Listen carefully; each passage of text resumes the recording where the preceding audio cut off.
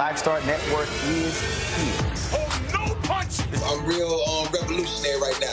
Thank you for being the voice of Black America. All momentum we have now, we have to keep this going. The video looks phenomenal. See, there's a difference between Black Star Network and Black-owned media and something like CNN. You can't be Black-owned media and be scared. It's time to be smart. Bring your eyeballs home. You dig?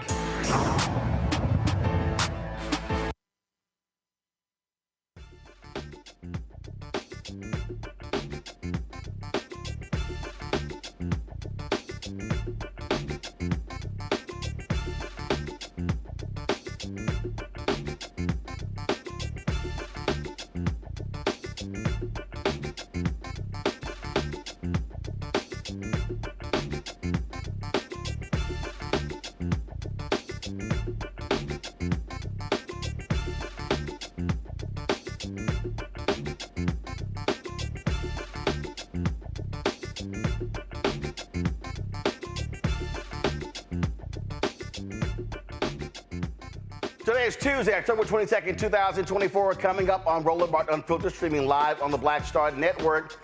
Virginia has a U.S. Senate race there. We'll be talking with incumbent Senator Tim Kaine about what's happening in Virginia, not only with his campaign, but also critical House races and the campaign of Vice President Kamala Harris.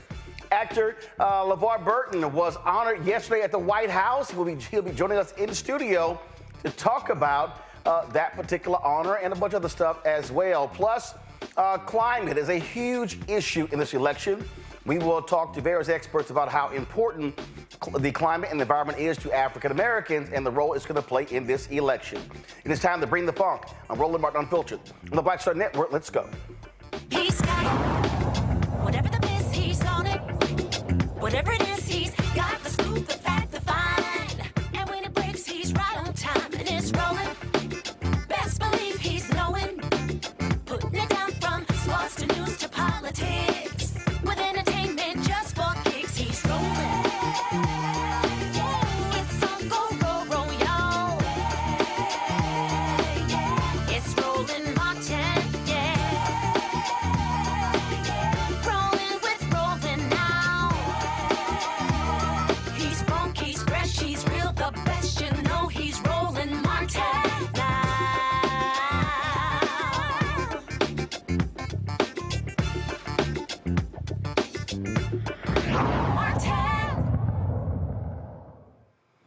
So much attention is focused on the presidential race, but the reality is the U.S. Senate is also up for grabs. Democrats are focused on trying to maintain their critical seats.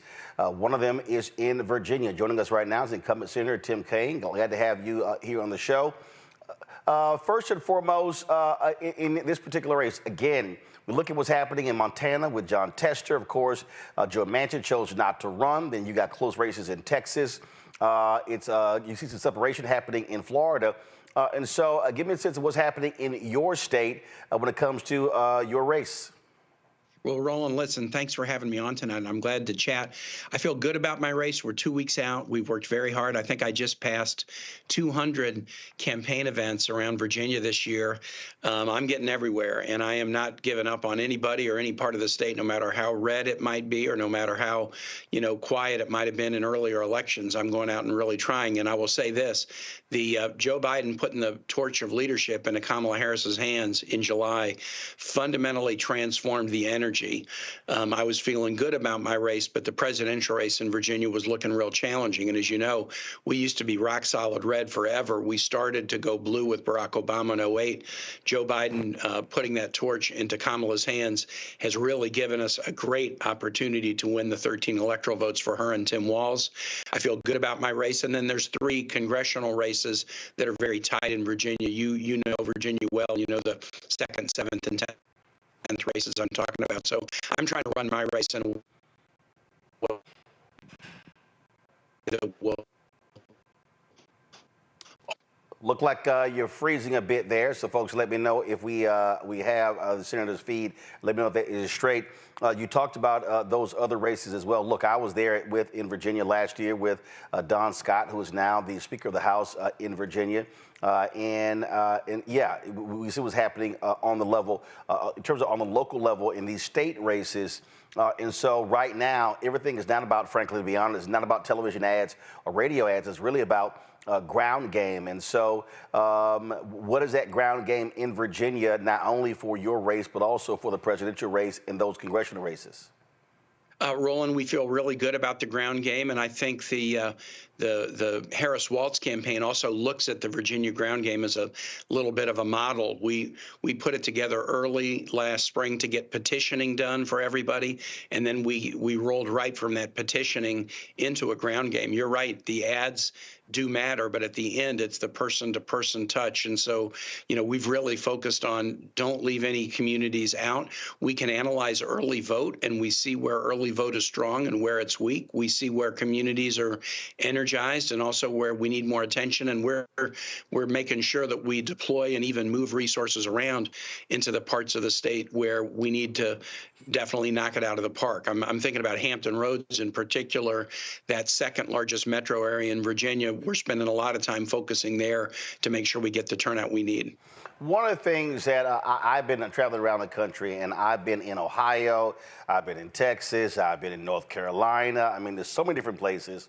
And Republicans are hitting the vice president, Democrats hard on transgender. You can't watch a football game and not see 8-10 ads. They've run some 30,000 ads all across the country. What do you make of that? Is it moving the needle? And how do Democrats respond to this attack? Because they clearly are trying to target male voters. Roland, here's what I think about that. I think the R's might be investing a lot of money into what will ultimately be kind of a cul-de-sac, because if there are voters out there who are really mad at transgender folks, and that's a huge issue for them, they were already not voting Democratic a long time ago on some other issue. So I don't think this is, a persuasion issue. I don't think it's one that's adding to the Republican vote total. I think it will be confirming in some folks that we're going to vote Republican, what they might do anyway. But anytime you pick on a portion of the population that is a fraction of 1% and you try to make them the all-purpose bogeyman, I don't think you really move the needle that big. I think, as I'm traveling around Virginia, I tell you what people are talking to me about. They want to talk about the economy. They want to talk to me about reproductive freedom and personal liberty, and they want to talk to me about health care costs. Those are the big three. And there's a huge drop-off between that and anything else. And so, we'll see come election day. I've seen the ads too. I've watched the Republicans run this playbook of picking a marginalized group and just piling on them. I've seen this in other elections with other marginalized groups. And LGBTQ folks are this year's version of that bogeyman for the R's. But I don't think that ends up gaining them any votes. When we talk about the issues, obviously economy is front and center. Immigration is an issue that comes out as well. Specifically, what are you saying to Black Virginians when it comes to the issues that matter the most to them? I think African Americans in Virginia, the economy is number one. It's the issue that matters the most to the most people. Certainly talk about civil rights lawyer, the work that I've done to advance the voting rights legislation in the Senate, and I've worked with Kamala Harris to bring down maternal mortality. I talk about those issues because folks get them and they matter, but you do have to make the economic case. And I think an economic argument that we need to make even better as Dems is that the Republican economic philosophy since Reagan has been cut taxes, cut regulation, and it generally doesn't work very well. What the Biden-Harris administration with Democrats has shown is there's a different economic philosophy, and I call it make, build, grow. We make it here in America, we build it here in America, we grow it here in America. It's a little bit like the Black Economic Alliance that has these three strategies of, work, wealth, wage, work, wages, wealth. I think we have a very different economic case than the Republicans, and I think we need to lean into it, that we're manufacturing again, and we're building with infrastructure again, and that's creating high-paying, good jobs for folks. And then we're also innovating again and making a new new way on areas like clean energy. So the issue that I want to lead with African American voters and all voters is that we're better when it comes to the economy. We're more likely to grow an economy that works for everyday folks and not just for the folks at the top.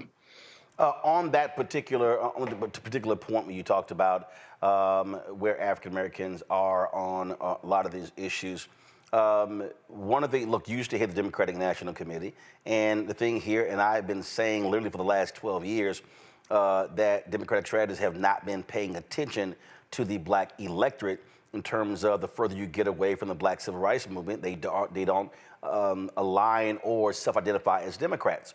And so we've seen the attention when it comes to black men, trying to also persuade young black women. That to me is an issue that Democrats are going to have to contend with, because you simply cannot afford erosion of your base. And what I keep seeing and hearing, and have been saying again for a long time, is that they're not talking to them consistently in off years and also laying out what they're accomplishing. And so, how do you look at that, and what is being discussed in these inside meetings? Because it's glaring, it's sitting right there. I'm not sure, and I'll be perfectly frank, that these white Democratic strategists are listening to black folk tell them what's actually happening. Roland, you and I have talked about this before, and I think part of it is also, with how do we spend money on our campaigns? Do we hire diverse staffs? Do we hire diverse consultants? I mean, I'm very happy that we have a really robust advertising budget in our campaign, both for African-American radio, African-American focused TV, but also for Spanish language, Latino outreach. I was a missionary in Honduras, and I'm fluent in Spanish, so I can do that. We've got to have teams that look like the voters that we want to reach out to. Virginia very well. We have had this sea change in Virginia where the Speaker of our House, African-American Don Scott, the leadership of the Senate, African-American leaders like Mamie Locke and Louise Luke,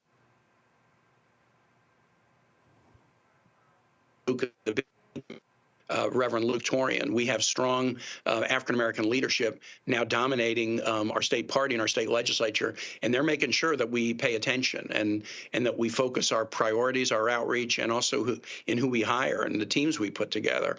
But you're right, we got to do much more of this at the national level, no doubt about it. It helps the fact that Democrats have started to put tickets together that look more like America, with Barack Obama in 08 and 12 and Kamala Harris for VP in 20, and now leading our ticket in 2024. We've shown a willingness to put together tickets that really are looking like the voters, and that's so important, and I think that speaks pretty loudly to folks too.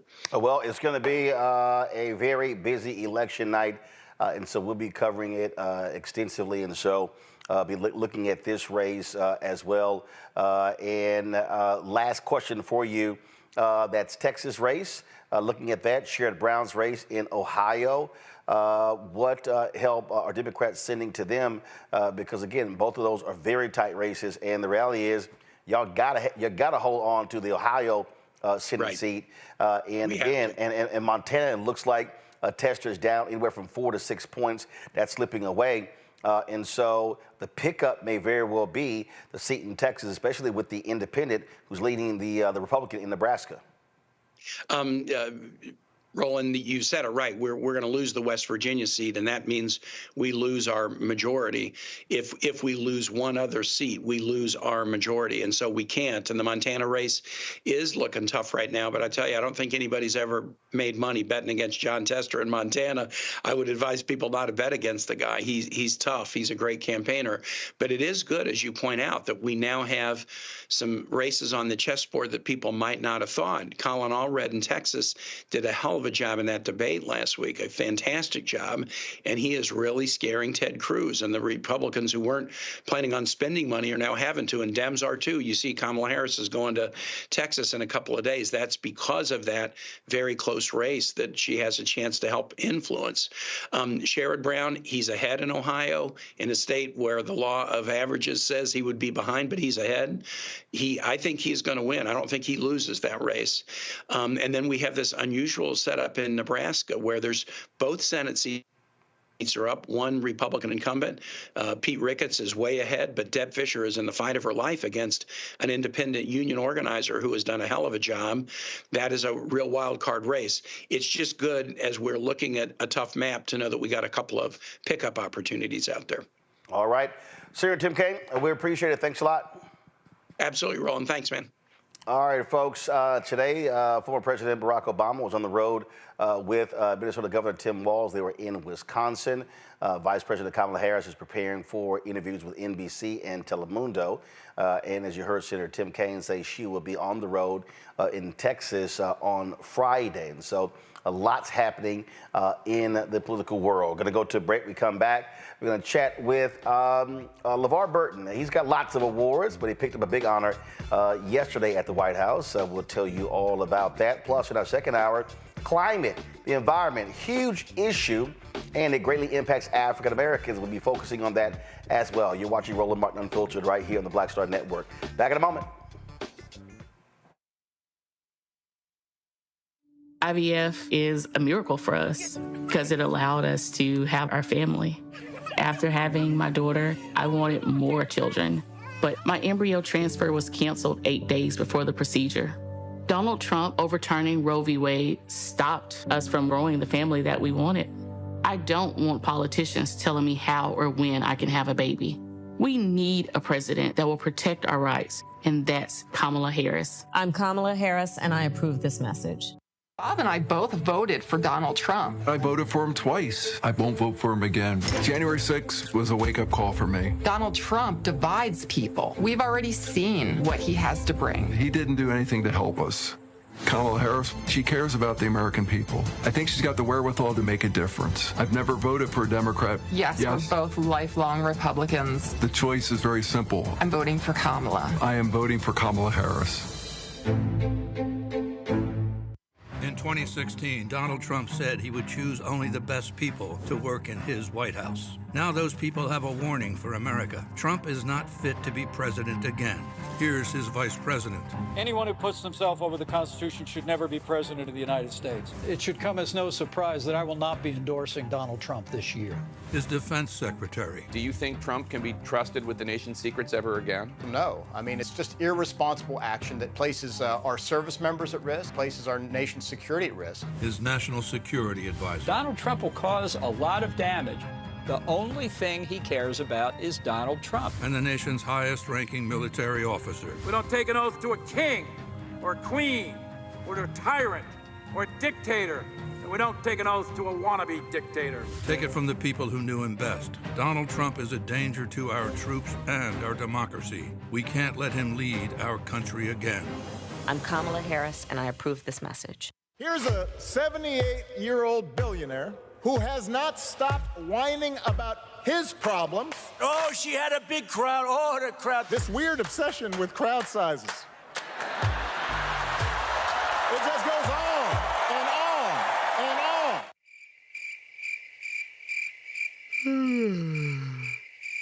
America's ready for a new chapter. We are ready for a President Kamala Harris. I'm Kamala Harris, and I approve this message. Wrongfully convicted. 5 teenagers were arrested, tried, convicted, and sent to prison. No men were exonerated. What he did to us, he tried to end us. Of course I hate these people. So-called Central Park 5. Calling for execution. And let's all hate these people. You cannot have this man go into office again. I want society to hate him. We were innocent kids.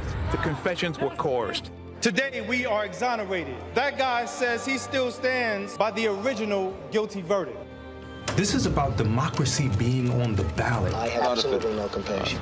Look at Kamala. She represents the kaleidoscope of the human family. There's something different happening in America. We will get the opportunity to build a future where we will be able to thrive and not just survive. Hey, what's up, y'all? I'm Devon Franklin. It is always a pleasure to be in the house. You are watching Roland Martin Unfiltered. Stay right here.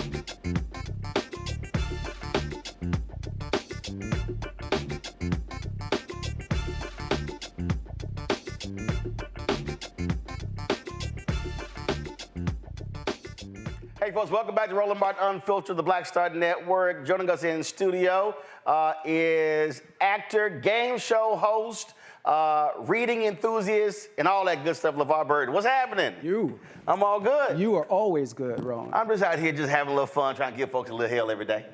You're succeeding. Now, you picked up a big award yesterday. Wow. I'm still floating. My heart is full. In a ceremony yesterday at the White House, in the Oval Office, the President of the United States put the National Endowment of Humanities medal around my neck. And, you know, it might have been in the back of my mind to get a nod from the National Endowment of the Arts, but this was from the humanities side for my work in literacy over the years. Now explain that to folks, because it's all kind of different awards that come there from are. the White House. Yeah, because I was confused because there's a National Medal of Arts, right? And this is different. This is different. This is the National Endowment of the Arts and the National Endowment of the Humanities, which are government organizations that support both the arts and the humanities. And they did not give awards in 2022 because of COVID. So 2 classes of medal recipients in both the arts and the humanities were given honors last night at the White House. It was pretty bomb. So pretty good group too. I saw on social Missy Elliott, yes, Spike Lee, Queen Latifah, okay, Steven Spielberg, John Meacham, Eva Longoria. It was, and to, you know, Skip Gates did my genealogy recently, and I discovered that my inclinations toward education don't solely come from my mother's side of the family. I did not know that on my father's side of the family, I have educators as well, and a member of the Arkansas legislature during Reconstruction. So I have always felt a sense of belonging and destiny in this country. And now, Roland, I have receipts. You feel me?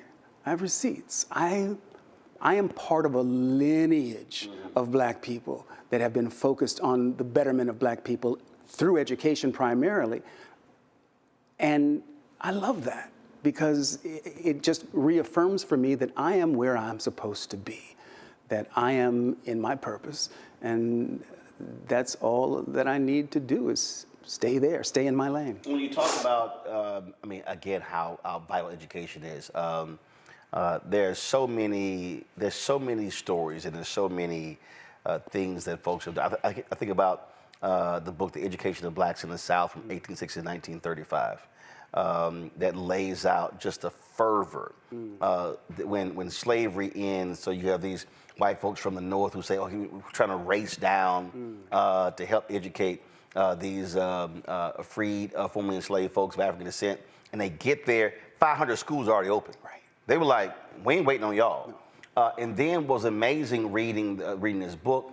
He talked about collective bargaining, where there were folk who negotiated with plantation owners. If y'all want us to work the land, you have to have a school on site. And one stat that jumped out, I think it was 92% of all Black kids in Memphis were in school, and it was only 40% of white kids in D.C.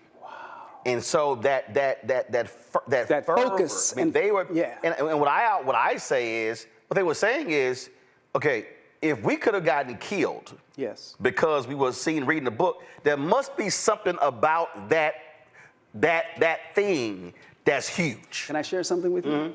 I have been able in my career represent the Black experience in America from our enslavement to the stars. And LeVar, the Reading Rainbow guy, is smack dab in the middle of that continuum. You feel me?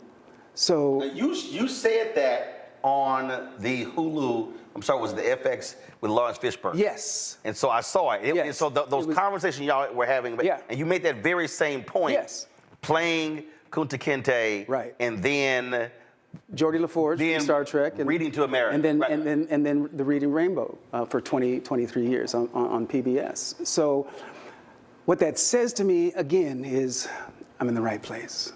I'm doing what my soul called for me to do, and that's not a bad feeling at all. Does it pain you when you see these education stats, when you see post-COVID, what happened, especially the black kids. Yes. When you see, what else? There was a study the other day, college students didn't know how to read a book because of their attention spans. It's not good out there, Roland. And how could it not be painful to observe? We used to do a much better job of educating our kids in this country. I believe that we have made a choice, a conscious decision, to spend more and more money on war and the machineries of war than we have educating and feeding, our children. But all hope is not lost. There are really talented, committed people who are out here in what I call, at the point of purchase, in the trenches, trying to make change.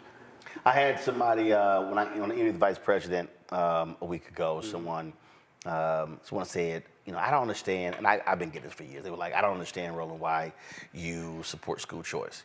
And I said, well, first of all, let me be real clear what I support. Okay. I support black people being in control of the education of black kids. Okay. I said, now, if there's going to be a system that allows for me to control the curriculum, control the hiring, control the contracts, and control the whole, I said, I'm like, let's go. Yeah. Because, again, when I look at, and listen, I went to traditional schools. I've never gone to private school from K all the way through college, all public schools.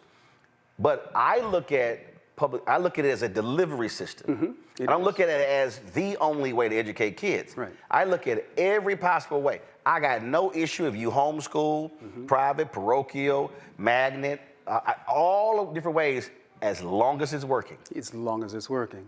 That's the most important thing for me. Well, with book bans going on and the censoring of material and trying to, change history through editing and omitting, we need to be vigilant. We need to resist. But see, that also happened because many of us checked out of the political system. So after the 2020 election, Steve Bannon and others, they made it clear. Moms for Liberty were organizing and they were running their folks in a lot of majority black areas, low turnout, and all of a sudden the folk woke up. School boards. Here you had full of these majority of these folks running these school boards. Yeah. The first thing they started doing was firing superintendents. They, in South Carolina, the back-to-back superintendent of the year got fired in 2 different districts. And this is what I was saying to folk, this is what happens when we don't show up. And these are majority black districts being led by folk who don't look like us. And that's why I tell folk, we can't say, oh yeah, I'm gonna focus on the presidential race. I said, no, it's that school board race, the city council race. And so now we're on the defensive against these efforts. Organized efforts. There you go. Organized and well-funded. Absolutely. But what I always keep saying, though, is they may have all the money, but they still cannot beat votes. But if you don't show up, that's how they win. That's it. And that's where those book bans really started taking off.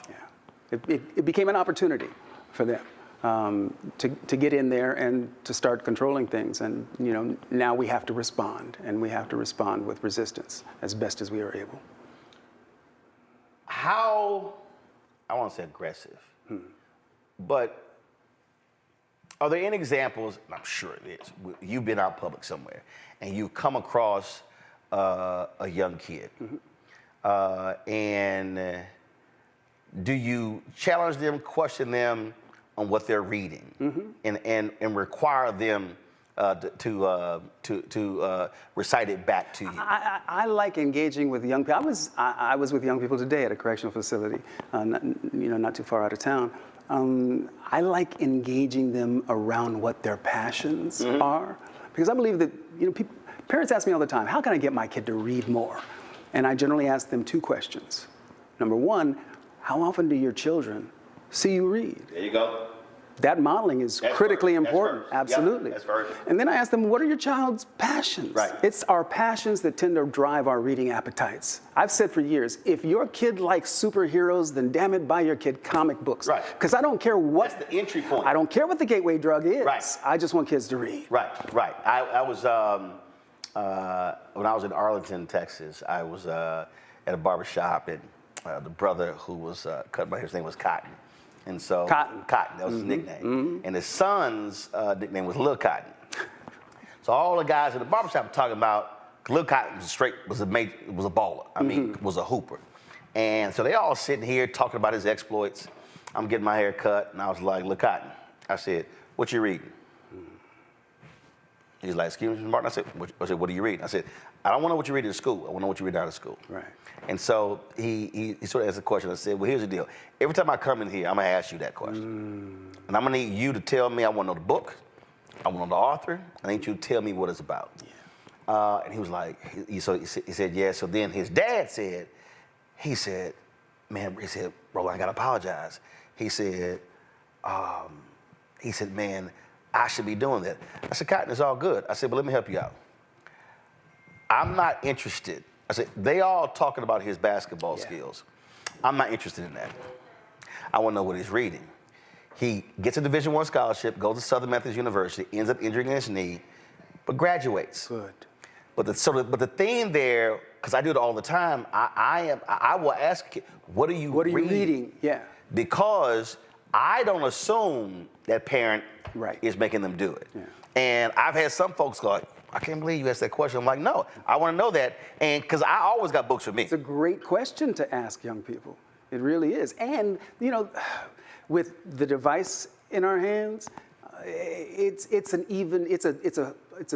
taller hill to climb. And see, with the devices, I then go, what are you reading on the devices? Because that's the other thing. Because you can. They do. I can't watch a movie on my phone. I mean, I can, but I don't enjoy it as much. Oh, absolutely, yeah. Yeah. But I'm from a generation where, you know, I have an attachment to printed words on a page. Yeah. Right? I can't do audiobooks. You can't. Some people can't. It's crazy. I can listen to speeches. Okay. I can listen to sermons. I can remember those things, but for books, I have to actually read. Yeah. And I read very fast because I typically read 7 to 9 books at one time. Okay. I can't do one and go, no, my brain is, so I'm like literally, so it'll be 20, 30 pages here. So I have books all over the place, like literally in every room, in multiple cars. Yeah. I remember I was covering a NASCAR race when I worked for the Fort Worth Star-Telegram. It was in Hampton, Georgia. But the traffic was literally backed all the way up to the freeway in Atlanta. I read 100 pages of Katharine Graham's autobiography sitting in traffic. We weren't going nowhere. It was like okay, all right. So again, that's how that's how your mind works. Yeah. Being a voracious reader has been one of the most dominant influences in my life. And that all comes from my mom. My mom was a reader, right? And she read not just to us. I have 2 sisters. She read to us when we were kids, but she also read in front of us. And that made the big difference. I remember one of my nieces, so my wife and I raised 6 nieces. Nieces? And one of them came to me, and she's like, Uncle Roro, she says, can I watch TV? And I went, she went, read a book. Good, I went, good choice. That's a good answer. Literally, it was just a look. I was like, yeah. Like read a book. But they saw me read it, and again, I have books everywhere. So then as she gets older, so she's in college. So she comes to me and she's like, okay, we have this assignment. And I was like, okay, what's the assignment? It was something dealing with Reconstruction, U.S. Senators. I was like, okay. So we go to the library, here. So all of a sudden she got like 8 books, and she's like, okay, I just asked a simple question. I was like, oh yeah, but this is the first black senator. Here's that book, and here's this one. I'm like, yeah. So here's your assignment. So she's like, he gonna hand me 8 books to read. I was like, look, you asked the question. I said, ain't my fault. I read all the books. But I was like, yo, if you want that subject, I said, go read all that. Then you have a better understanding. Yeah, absolutely. But that's just how I've always operated. Challenging our children, challenging our kids, and having high expectations for them is a good thing. I want to go back to those conversations in the series on Donald Sterling. Clipped? When Were those actual discussions you and Doc Rivers had? No. Was that Hollywood license? Let me set the record straight. Okay. I have never met Doc Rivers, but those conversations all came directly from my life and my lived experience. Ah, okay, got it. Yeah. That's what I. The writer Gina Welch came up with I thought, an ingenious device to give the audience a sense of Doc's mindset during that crisis through these conversations with LeVar Burton in the sauna at the condo. Mm-hmm. And the final conversation that we had was really my whole reason for wanting to take part. When Fish called me and said, would you be okay playing yourself in this thing that I'm doing? And I said, absolutely, provided I can talk about something real, something meaningful to me. And I wanted to talk about my rage. So have you not talked? Have you? So not yet. It's coming. It's coming. It's gonna happen.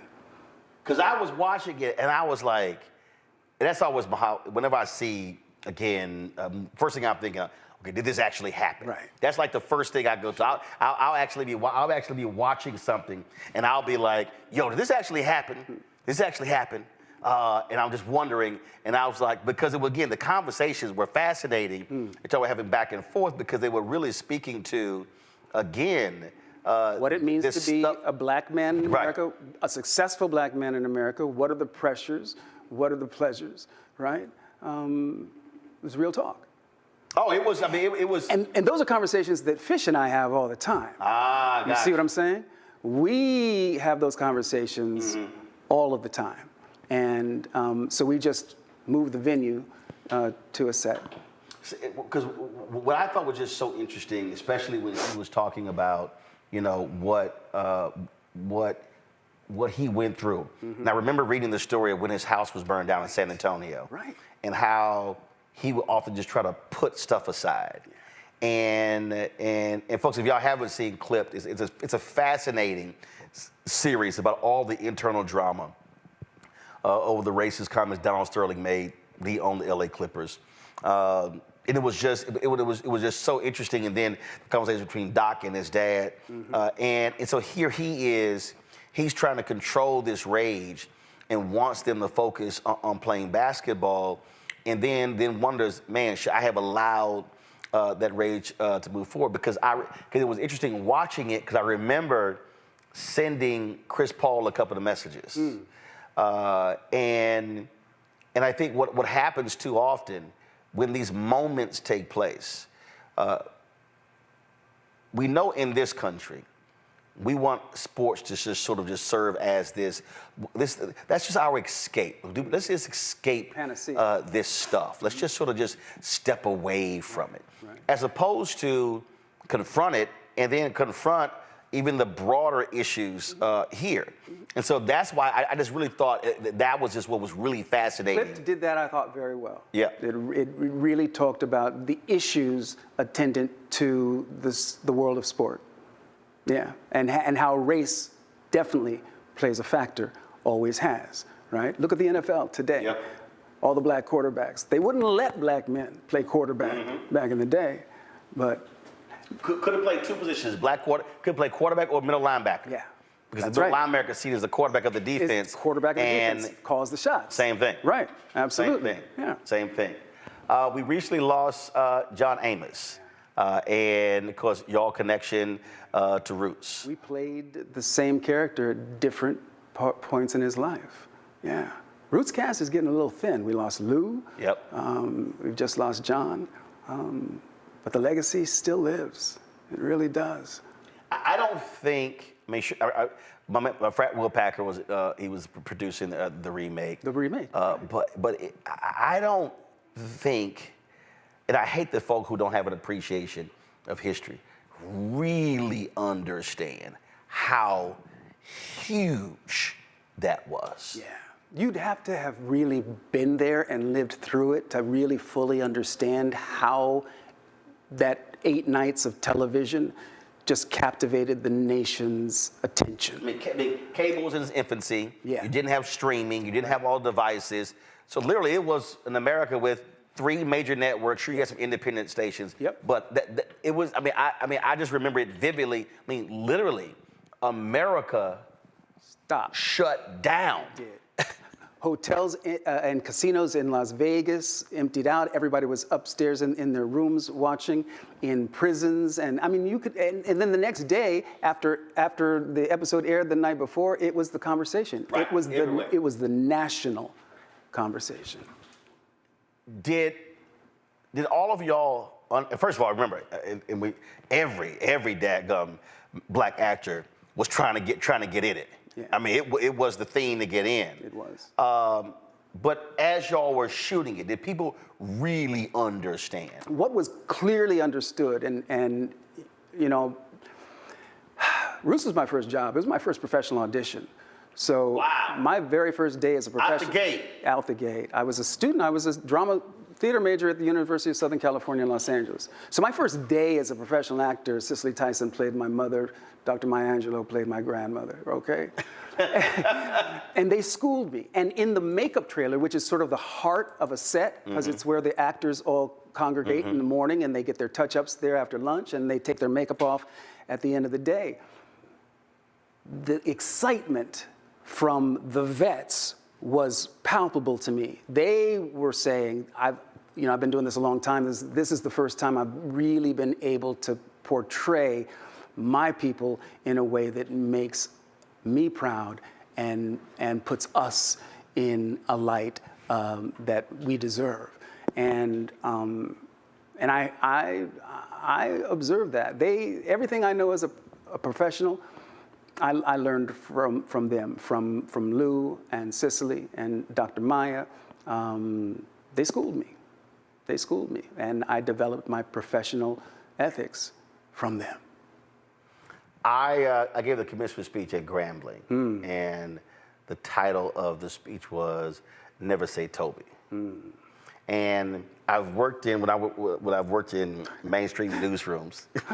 Never say Toby. We would be in the newsroom, and stuff would be going down, and black folks would be upset, and I would just literally say in the newsroom to the black person, I was like, "Hey, never say Toby."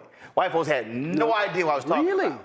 Really? They had no idea what I was talking about. But the black folks knew exactly what I was talking about. And they were like, "Bro, I can't believe you say that." I'm like, no. I'm like, you need to understand what that means. I'm like, no. And they never knew. They had no idea what the reference was. And so when I gave that commencement speech, I was trying to get them to understand that I was showing them, listen, Toby, Kunta, and walk them through what that actually means.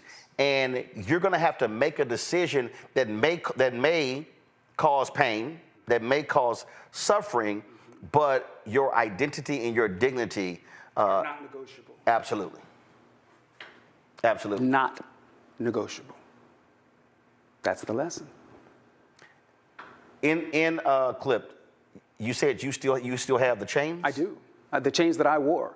The producer, Stan Margulies, presented them to me on a plaque at the end of shooting. The plaque reads, "To a Mighty Child," CHILE, from Stan and the Roots Gang. One of my most proud possessions. Richard Roundtree once said, and we talked about it when I interviewed him, God rest his soul, that it bothered him for a long time that he was defined by Shaft. And his daddy said, "Son, a lot of people have roles and don't. Nobody remember them." Yeah. And it was then he actually started embracing that no matter what he did, they still saw John Shaft. Yeah. Has it bothered you, or have you always just embraced the fact that it don't matter what you do. Yeah. You could be the host of Trivial Pursuit, and you could be doing all this other cinema stuff, and they gonna remember who played Kunta Kinte. Yeah, it doesn't bother me in the least. Quite the contrary, man. I'm proud of Kunta. Kunta is an international symbol for the indomitability of the human spirit. And Roots was responsible, Roland, in my opinion, for helping to alleviate the shame of our enslavement, right? Black people, I can't get in terms of I could not get my mother to talk about her life, right? And I finally figured out. Why you talking? My daddy's texting me. Is he? He texted me. I'm watching the show. I'm like, he's like, you know, I'm working. He's like, what was that you said? Never say what? Daddy, I said never. Dad, I said never say Toby. Where is he? Like literally. Where is he? In Dallas. In Dallas. Literally, like, what was that you said? Never say what? Never say Toby, Daddy. That's what I was. Dad, the man is working. He's working. That's crazy. That's awesome, though, that you answer your father. He does it all the time. Right. One time he texted me, told me to move on from a subject. I was like, Daddy, this is my show. Yeah. I said, I'm gonna stay right here. He watched so much news and read the newspaper. That's why What's his name? Reginald Martin Sr. Mr. Martin, I, sir, am a big fan of your work. Straight up. That's the truth.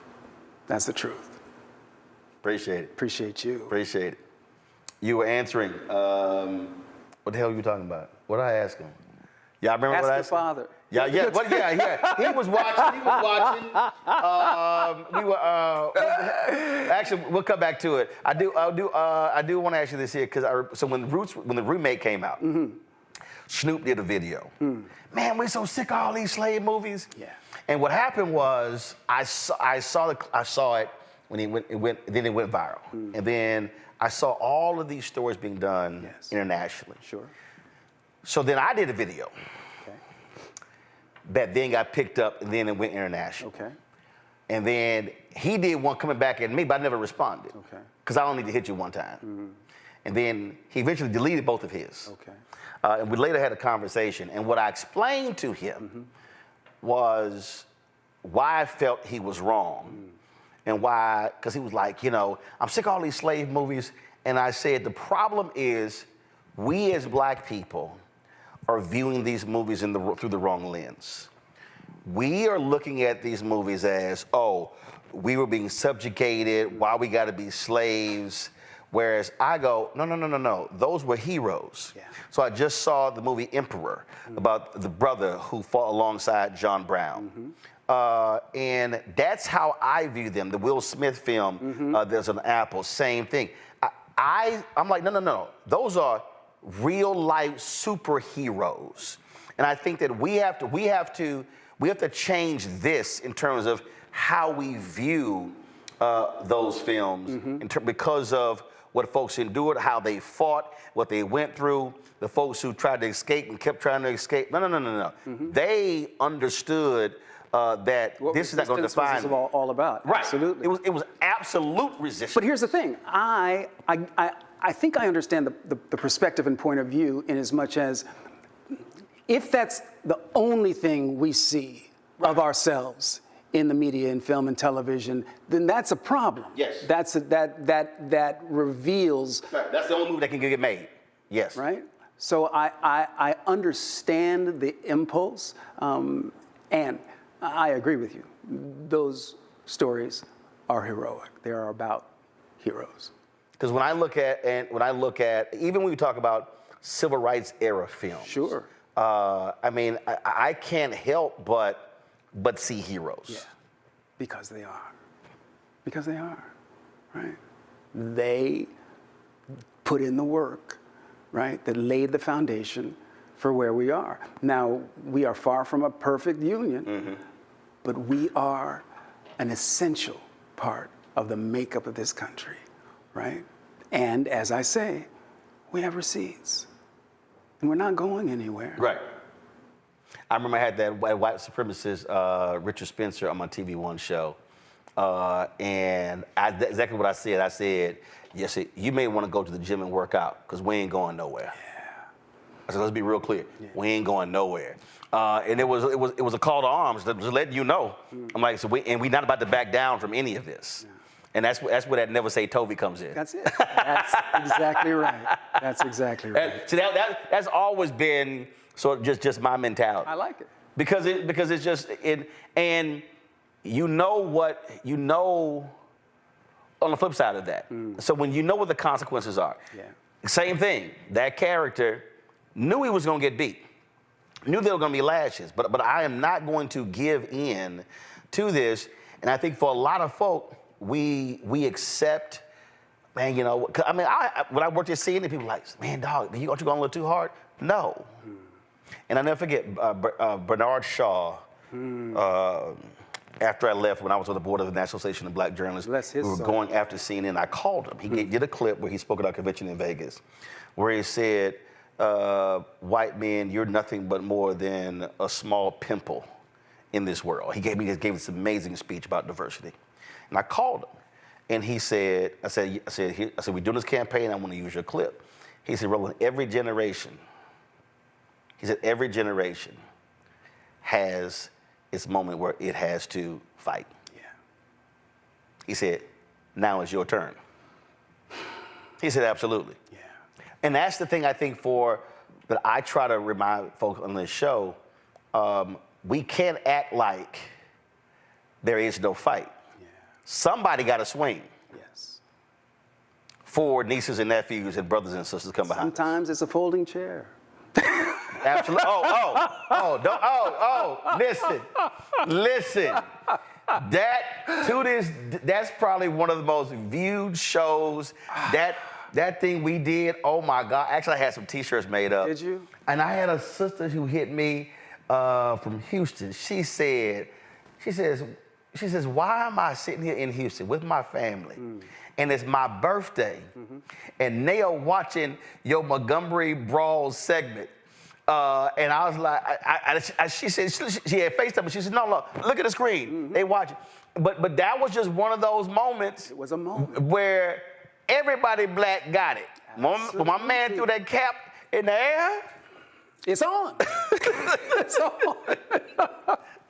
It was a moment, and it was an important moment for America because what we were able to see, right, and through the magic of these screens being in everybody's hands, was an injustice in progress. And then the people observed that moment and said, oh, no. You're not going to give, he's doing his job. Right. You were trying to give that man a hard time, and brother swam, jumped off the boat and swam across. The cavalry showed up. They did. They absolutely did, and it was a powerful reminder of what we are capable of when we work together for a righteous cause. And we don't have to know you. No, we don't. But we know the situation was going down. Yes. As you were talking, we were talking about is there a real life character that you've always wanted to play or would love to play? I don't know. I don't think about that, Roland. I have made a career of taking what the universe brings my way and doing the best I possibly can with it. I'm not the kind of guy, I'm not like Kevin Costner. I'm not the guy that can say, you know what I want to do next year? I want to do this movie or that movie. That's not my life. I take what the universe puts in my path. But you wanted Jeopardy. I wanted Jeopardy. I did, and I declared it because I thought I was right for the job. Right. I did. I absolutely did. And so I was very public about wanting to get a shot at succeeding Alex Trebek. What I didn't understand at the time was that there was a process, right, to that dream coming true. I tell kids when I speak to them, I say, life, like walking, is a controlled fall.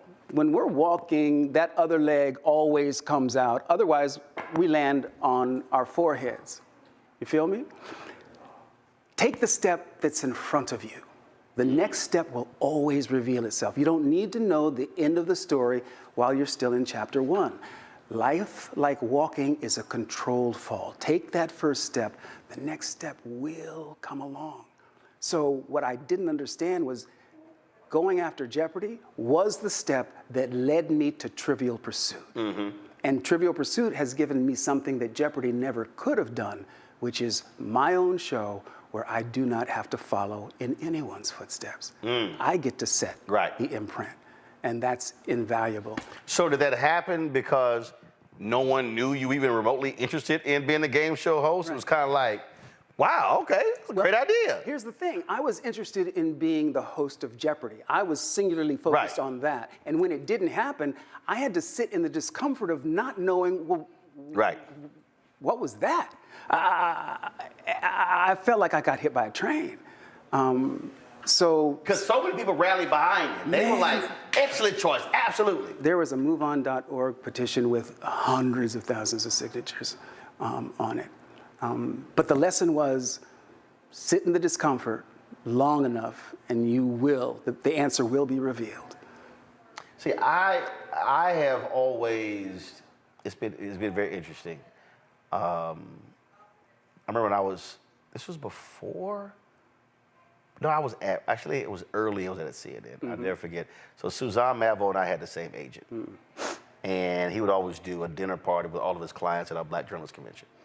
And I remember she came to me and she said, you really could be like Lou Dobbs if you do this, this, this.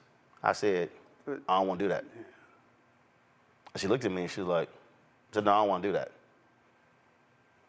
So I got no interest in doing that.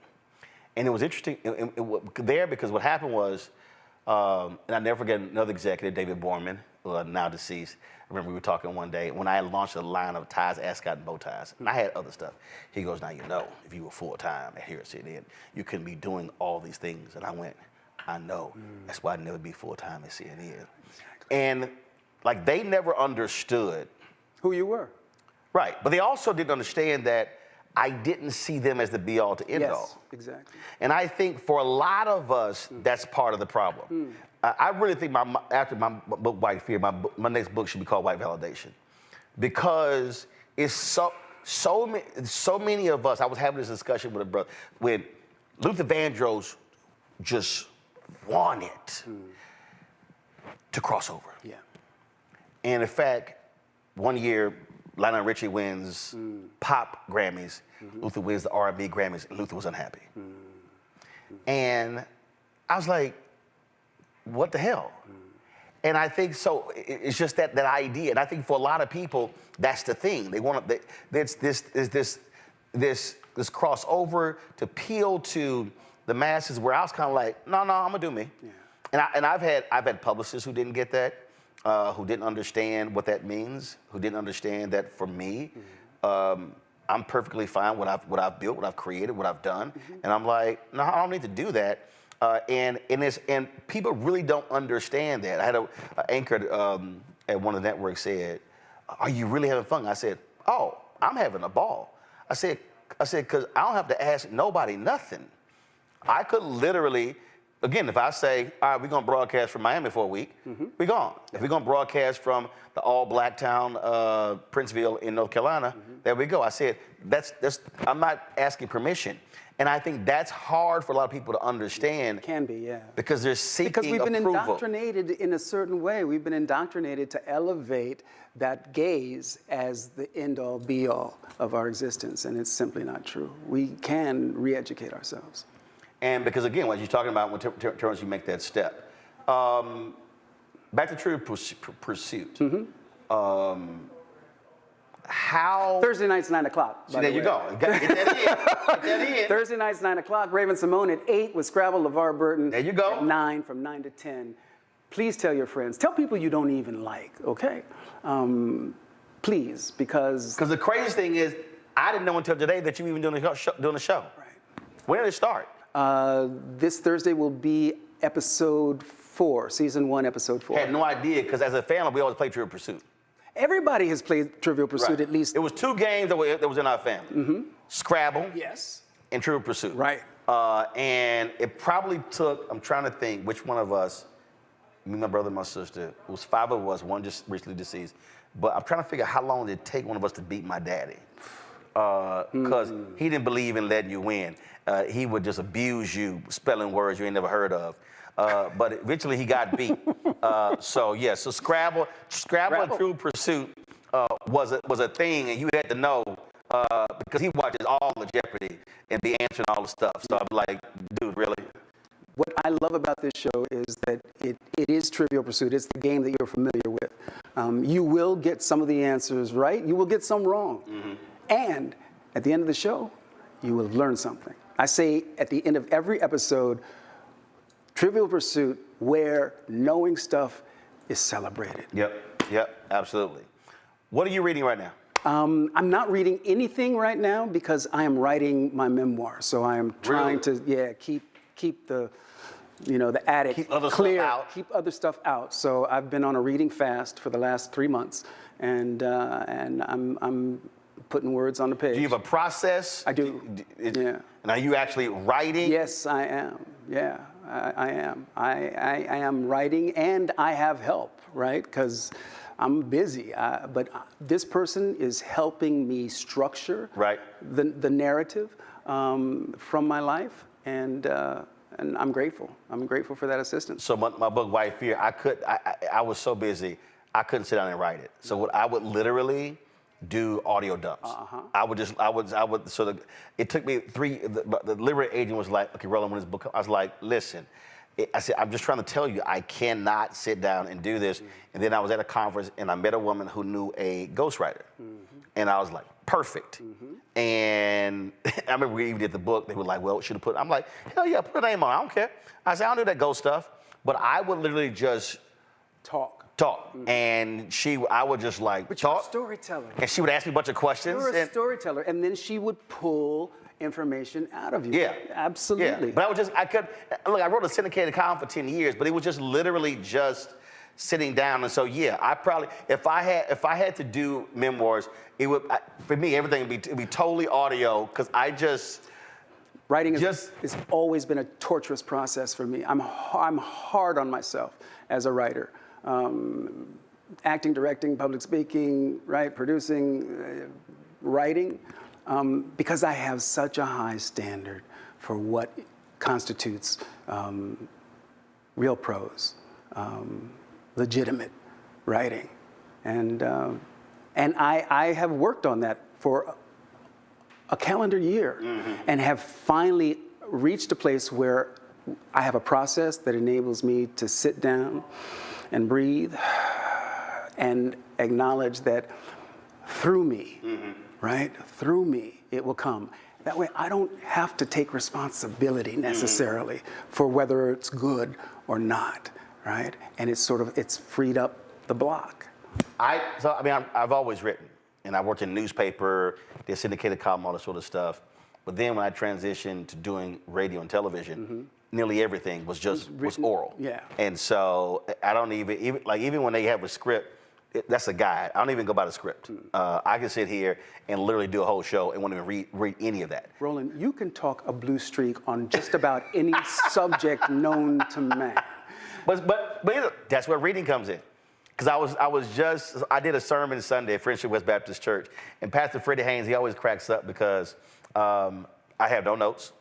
I don't come up with any of that. Right. I'll literally just take a scripture and then give me the title, and then I'll lay it all out. But where reading comes in, I gave a speech once, and I actually quoted from 14 different books.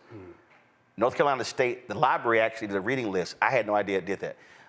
So that's where reading comes in. So I just retain the stuff. So then if I'm speaking, I'll just pull it out. And that's where when young folks come up to me and they say, hey, you know, how to prepare for what you're doing, I said, you have to be well-read. And the crazy thing is I can't read fiction. I cannot read fiction. Because fiction for me is something I can't use. Wow. Like I have to use real life.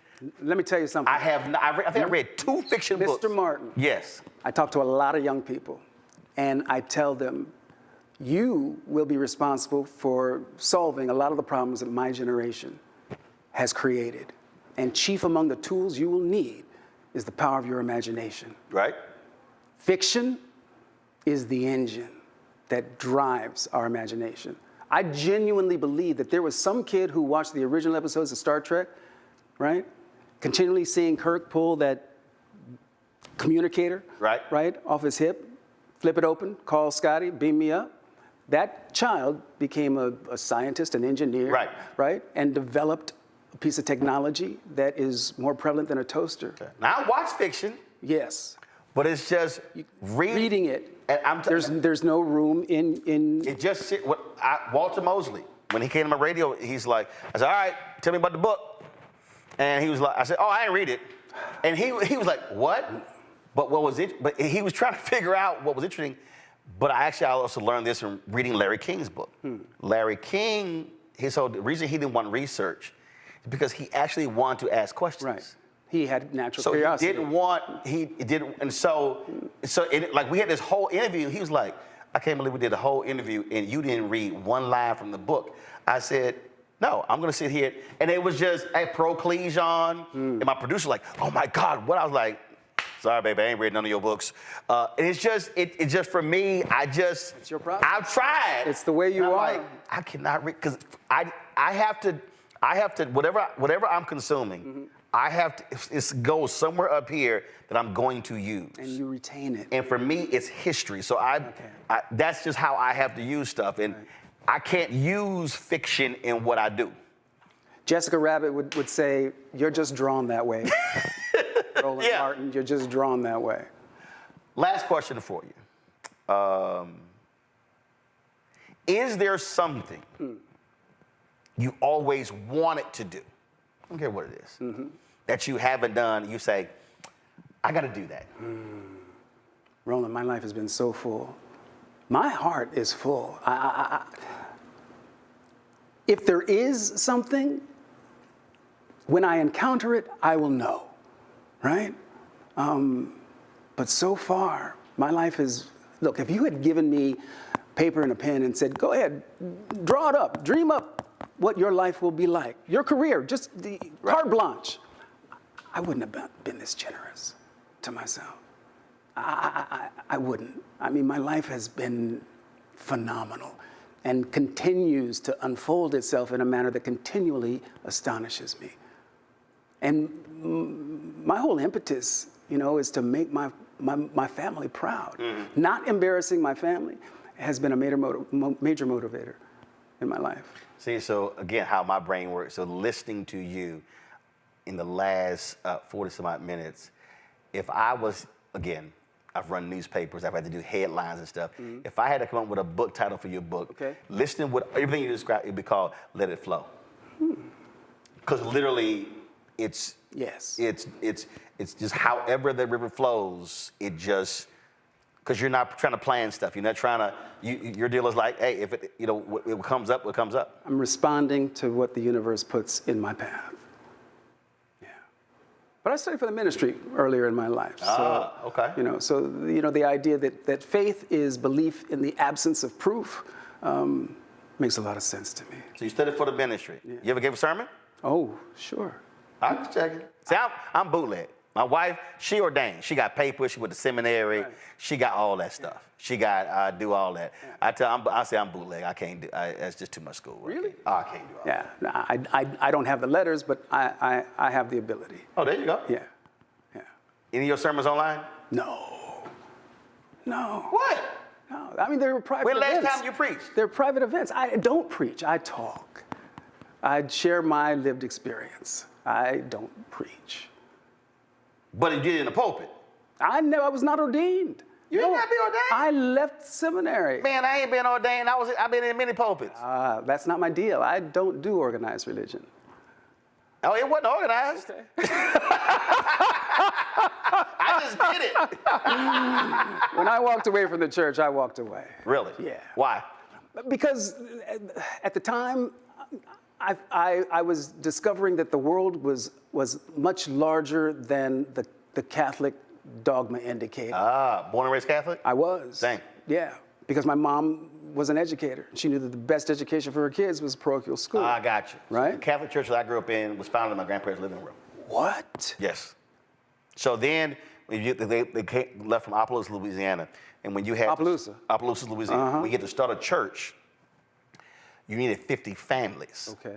And so they literally were going door to door. A lot of people who had migrated there to start Our Lady Star of the Sea Catholic Church, but it started in their living room. Our Lady Star of the Sea Star Catholic of the Church Sea in Houston. Wow. That's where I was born and raised. Literally, it was 3 blocks from their house, and that was my life until I was 25 in the Catholic Church. Yeah. But again, you have to take the step that's in front of you. That I had a calling. I really, really did have a vocation, but it wasn't until I was immersed in that culture that I discovered that, wait a minute, there's something else over here. And I had just discovered theater arts. I found my tribe, right? And I thought, wait a minute, there's a whole world out there that I feel like I need to now explore. And so by taking the step in front of me, I left the seminary got a full scholarship to the University of Southern California to study theater. 2 years later, I was in Roots. Wow. So we would have never seen Kunta Kinte, we would have seen priest of Brother LeVar Burton. Father Bob. Father Bob. I was Bob for the first 16 years of my life. Father Bob. First day, this is, my first chapter of the book is called What's in a Name? My name in full is Levardis, Levardis Burton. I have a black name. Yeah, so that's real black. That's real black. Levardis. My first day of first grade, Holy Angels Elementary School, Sacramento, California, the nuns swarmed around this blonde-haired, blue-eyed kid. His name was Bob Banke, B-A-N-K-E. Banke Burton. I sat right behind him, and I thought, I want some of this nun love. Right. I went home and told my family, as my middle name is Robert, I'll be Bob from now on. And I was Bob for the first 16, 17 years of my life. Wow. Until I decided to become an actor, and I thought, I've got this great name. Here's what I'm going to do. Not Bob Burton. No. LeVar. LeVar. Shorten it.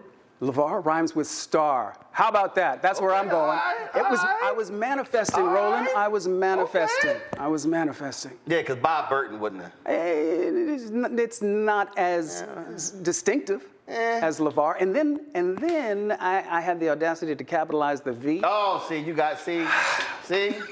Negroes get real special. You gotta understand, because by being a newspaper journalist and then I autograph books, as a newspaper journalist, you always have to double check spelling. Yeah, absolutely. So I'm constantly, I'll be trying to book, okay, is that capital V, is that capital D, is that capital P? They look at me like, okay, is that E on the end of that? Because I done seen every spelling. I imagine you have. I done seen, I got a new one the other day though when I was in North Carolina. Was I just signing a book? Somebody was Olivet, 2 L's, 2 T's, 2 E's.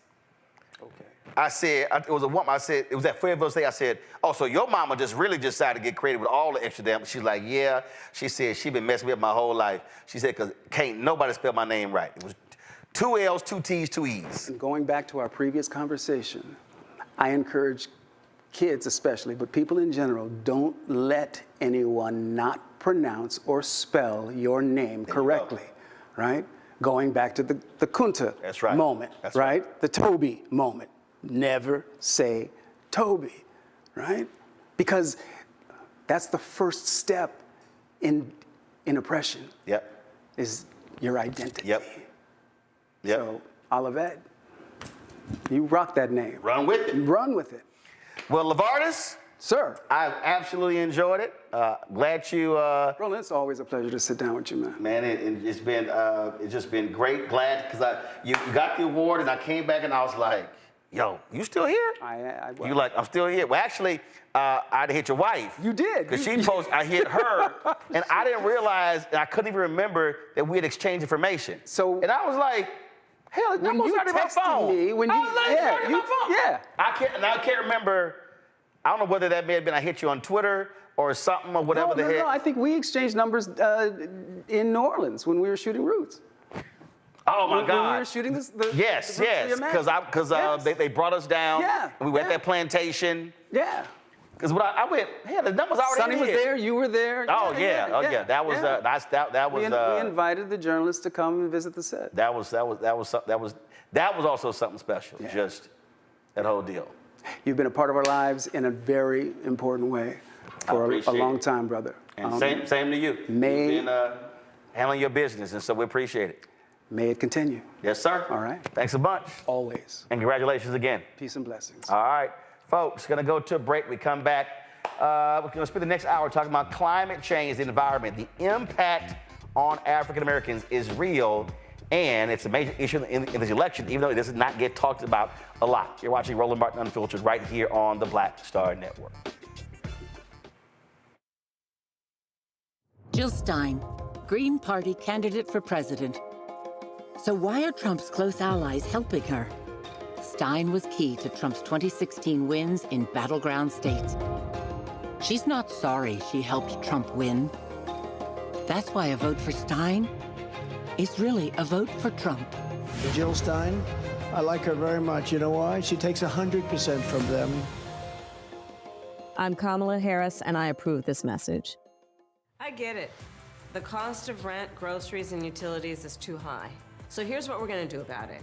We will lower housing costs by building more homes and crack down on landlords who are charging too much. We will lower your food and grocery bills by going after price gougers who are keeping the cost of everyday goods too high. I'm Kamala Harris, and I approve this message because you work hard for your paycheck. You should get to keep more of it. As president, I'll make that my top priority.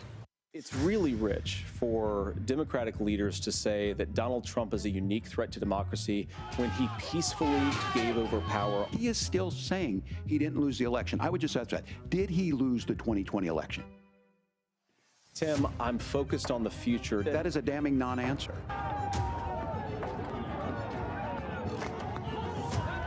America, I think you've got a really clear choice of who's going to honor that democracy and who's going to honor Donald Trump. Winners never back down from a challenge. Champions know it's anytime, any place. But losers, they whine and waffle and take their ball home. Trump now refusing to debate a second time. He did terribly in the last debate. He's so easily triggered by Kamala Harris. Well, Donald, I do hope you'll reconsider to meet me on the debate stage. If you've got something to say it to my face. I'm Kamala Harris, and I approve this message.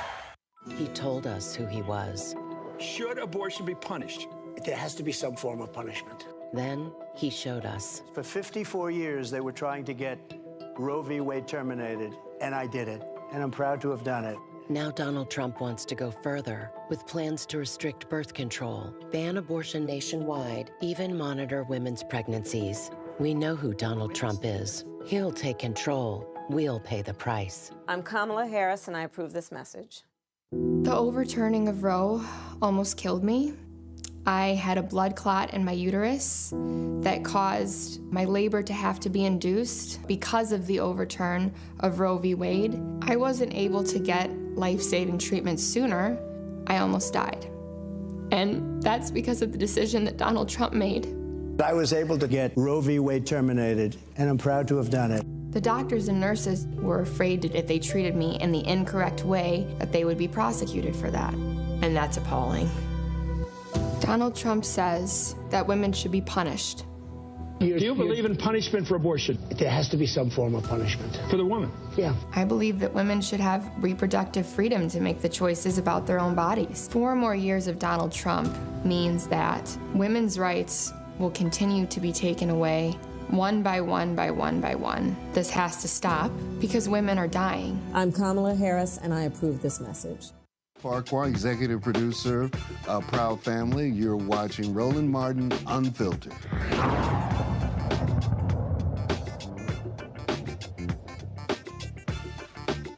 Hi, I'm Jo Marie Payton, voice of Sugar Mama on Disney's Louder and Prouder Disney Plus, and I'm with Roland Martin on Unfiltered.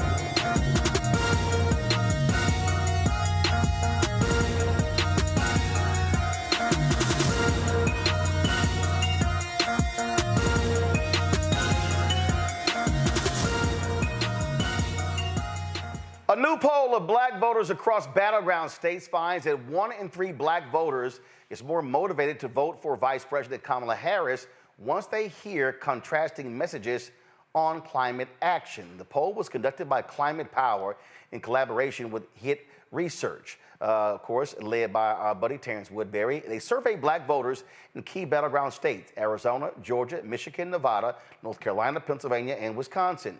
Climate Power's Black Engagement Senior Advisor, Markia Thomas, joins us right now, along with Dr. Mustafa Santiago Ali, former Senior Advisor for Environmental Justice at the EPA, as well as Tamara Toles O'Laughlin, the CEO and President of the Environmental Grant Makers Association.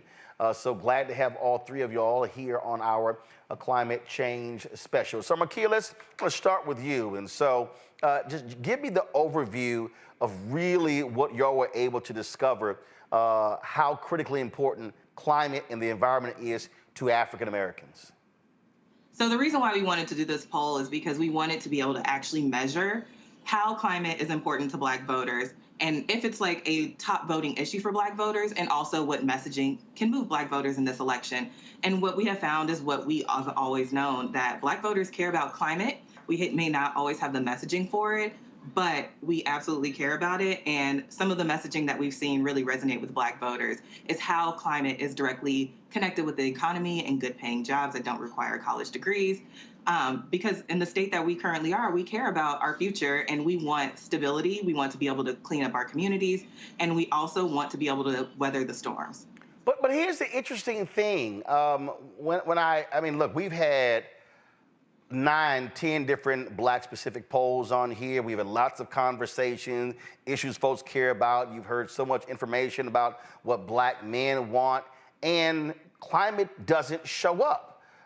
Is that because of, frankly, how the questions are asked, what they determine to be the issues? Is it a question of not asking about environmental racism? Just your thoughts about that. I think there are a few things. One of them is that people are not asking the right questions. We talk about climate as if it's like an abstract issue that doesn't impact our day-to-day. And so a lot of people aren't really sure how to measure the climate conversation, as well as I think we don't think about how like a clean energy economy is like the way of the future, because we are busting the monopoly of big oil and fossil fuels being our only source of energy. And in order to do that, we need to be able to create jobs. We're seeing that with our energy grid. We're seeing it with EVs. And I just think for the most part, people conducting these polls just don't have the language on how to ask the right questions. Also, I'll deposit this. I also think that, frankly, on this issue, so much of this issue has been defined by the language of the right. And so many folks on the right, climate hoax, this stuff is not real. Oh my goodness, you talk about the weather changing, all these different things. I mean, literally, it's late October. Here we are in, Washington, D.C., and, you've got, I'm looking here, today it was a high of 82, 78. They're already saying it's likely going to be a very warm winter, which is, in the last 2 or 3 years, has been that way. And so this idea of these people acting as if climate change isn't real is absolutely crazy. You talk about the hurricane that hit the East Coast. That was this interesting story a local station had done, how people, about 3 years ago, people had left eastern North Carolina to move to Asheville because they figured, being in the mountains of North Carolina, they were free from climate change, and then massive flooding actually happens. It was kind of like, oh my God, we actually can't escape this. And so I think that's also, it's been so politicized, and these scientists are not real, these are, that it also impacts how people sort of view these issues. Absolutely, and it's wonky by design. Well, if we go all the way back to like Reagan, when we first started talking about climate change, similar to Trump and Vance, he was taking big oil money. Like everyone has an agenda to push, and so they make climate change really, really wonky. Also, I think people just don't know the difference between weather and climate. Like weather is day to day. Climate is like how weather, like the period of weather over 30-year increments, which is how we know that the Earth is warming, because period by period, we are seeing those temperatures rise, which then disrupts the atmosphere and is causing all of this extreme weather, from heat waves to extreme storms to like even how, you know, previously when we thought about hurricanes, it's like, okay, as soon as they make landfall, they're going to slow down and just dissipate. Now we are seeing that slow-moving storms have the power to dump more water, which, like you mentioned, is like devastating folks who like moved to different areas to be able to protect themselves from rising seas and the things that we are seeing from climate change. And of course, for me, being a native of Houston, look, I've been living with hurricanes my entire life. You prefer a fast-moving hurricane as opposed to a slow-moving one, because you're right. When you're dumping that amount of water, it completely overwhelms systems. And then even back-to-back, frankly, the Earth can't absorb those back-to-back storms, and now it just wreaks even more havoc. I want to bring in Mustafa in this conversation as well, because Mustafa, again, I do believe language matters, semantics matters. And so when you're hearing environment, climate, weather, environmental racism, what I try to do is, and what I do is try to simplify this as much as possible and explain to people, do you care about what's in your food? Do you care about the air you breathe? Do you care about the water that you drink? Do understand your entire existence is dependent upon what's in the air and what's in the ground. Exactly, and you hit it right on the head. You know, it is about food, it is about health, it is about jobs. We know that those are three issues that even in this particular moment, folks care about. No matter what color they are right now, they actually care about those. But for our communities, it's critically important for us to be able to help them to understand that when we see these prices for food going up, there is a connection also to both the climate crisis and injustices about where and how people can grow food. Can we grow food in our backyards like our grandparents used to do? Or do we now live in communities, these sacrifice zones, that have toxic pollution that are there? When we look at the health impacts that are happening inside of our communities, we got to make sure that we're having the environmental justice conversation with the climate crisis conversation, because so many people now know, individuals who have asthma, or maybe their baby girl or their son has asthma, and then we make those linkages that are there about the fossil fuels and the air pollution that people are breathing, and then we help people to understand that that same pollution that is making Black folks sick and shortening our lives is that same pollution that is also playing a role in driving the climate crisis. And then, of course, the other part is people always want to know, if you're talking about this new clean economy, not only can I get a job in this space, but can I be a boss? Can I be a boss? Can I own my own business in this space? So when I'm having these conversations with folks, I'm bringing all the things that are actually playing out in their lives on a daily a daily type of situation, and helping them to understand where resources are, who are people who look like them, or helping to create these new businesses and make change, and what the future can actually look like for our communities. Tamara, I think that when we talk about the jobs aspect of this is what I think is the fundamental problem in the United States. We actually prefer stuff to reach catastrophic points before we go, okay, fine, maybe we ought to fix this thing.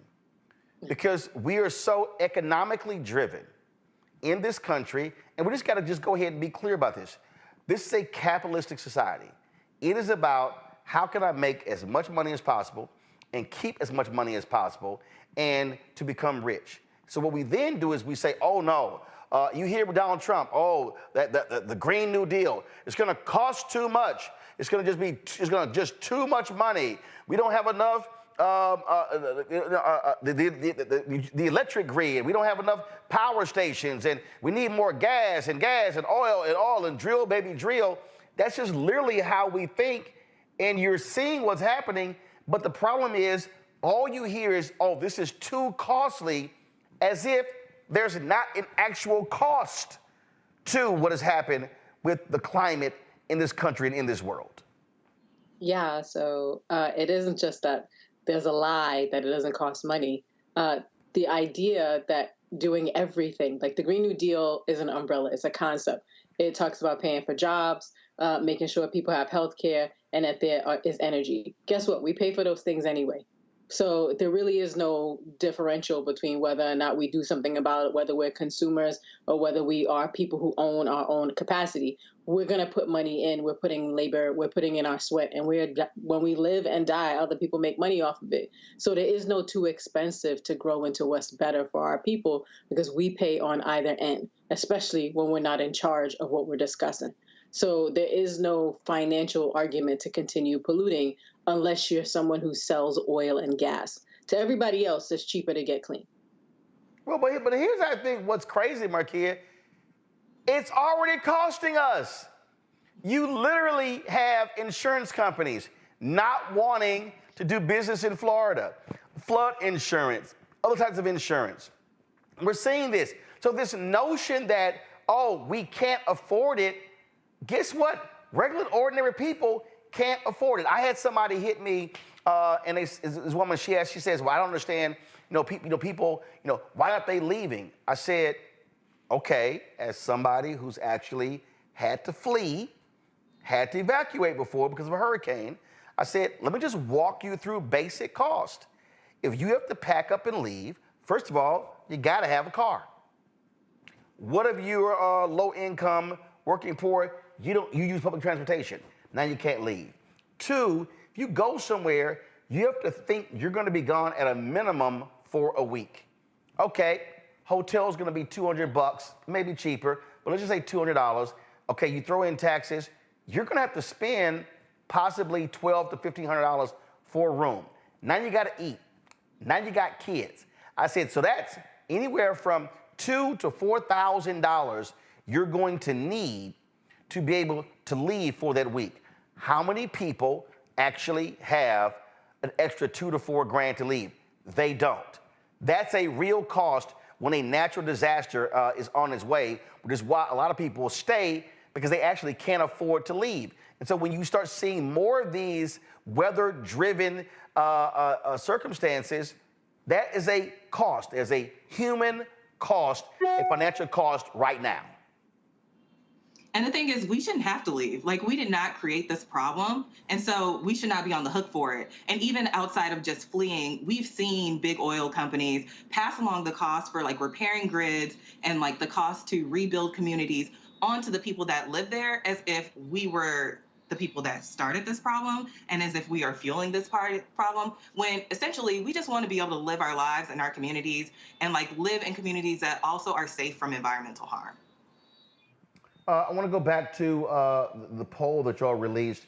You really see the movement when it comes to voters. You really see that movement among 18 to 34. That really jumps out. But what also I think is interesting, where y'all said that when it comes to following proper messaging, strong motivation, vote motivation increases by 6 points. A third of Black battleground voters 18 to 34 feel more motivated by the end of the poll. But what jumped out at me when it says, go to my iPad, 1 in 4 battleground voters feel more motivated. These voters tend to be Black voters 1849, particularly Black voters 1834, and Black men. Why specifically Black men? Just curious.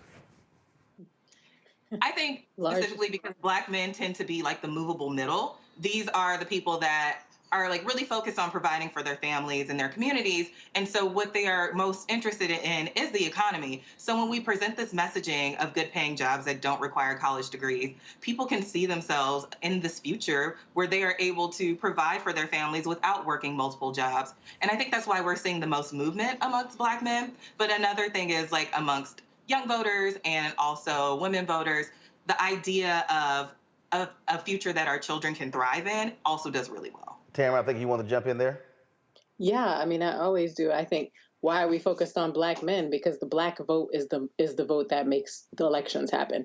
And the Black man is a part of the community, the leader of the family. And so, frankly, the idea that whether Black men are being persecuted, somebody's getting paid on that, if people are being put in under the jail, Black men are are being targeted for that costs people and it costs the culture. If Black men are put on a track for success or failure, somebody in America is making money on it. So it's not just that we're the movable middle, it's that we are the people who move things in this country. There have never been an election that has been won without the Black vote. And so by separating us by gender, organizing us by race, figuring out how to break apart the Black family, there's a lot of money to be made, a lot of votes to be moved. And so, frankly, the idea that Black men are responsive to knowing that there will be jobs in an environment where they don't have to take jobs that kill them is pretty straightforward. Mustafa? Yeah, no, everything that folks said. I think the other part of it, too, especially when you look at that particular age range, is that individuals have grown up seeing everything from Hurricane Katrina to Hurricane Harvey to Maria. They've seen the lead crises that we have in Flint, Michigan, and in Jackson, Mississippi. So folks are paying much more attention to these impacts that are happening inside of our communities. And then as the sisters have shared on the flip side, they also are now paying attention to these opportunities because, yeah, there are, now over 300,000 new clean energy jobs that are out there. But people also who want to be entrepreneurs have an opportunity around contracting and subcontracting and be able to create their own businesses, to be able to take care of their families, to be able to address the wealth gap that exists inside of our communities. So it is an exciting time, and that's why we have to take a serious look at both of the people who are running and ask the question, who truly cares about our community, improving our health, and who truly has a track record of also creating economic opportunities for us to move into the space? Because we know when we come into a space, our Black genius then takes over, and we take it to a whole nother level. Markia, when I look at, again, when I look at this poll, go to my iPad, y'all have it here. Target the right audience with the right message. Create a message testing study to identify the most impactful messaging to the right audience around Harris's vision for climate and clean energy, as well as going on offense against Trump. Has that been happening? It has been happening. I think it's really important to focus on contrast messaging and also making the argument clear and pointing out the dangers of Project 2025. Not only does it threaten the National Weather Service, but it's going to put basic needs behind paywalls, which makes recovery from extreme weather even more difficult, as well as like things that will impact our everyday lives, from like healthcare to childcare to like our access to food, as Mustafa has talked about earlier, and how important this is. And so Project 2025 literally threatens our livelihood, and our lives are on the line with this election. I'm seeing here, go back to my iPad here, Mustafa. It says Trump gets the most trust from Black voters on economic issues like jobs and cost of living. So emphasizing Harris's commitment to create new, good-paying, clean energy jobs, lowering costs, and creating pathways to the middle class is an opportunity to build trust on the economy. How would you assess it thus far, 14 days out? Yeah, well, again, that's why this show is so important, because we get to help people to have an understanding of what's really going on here.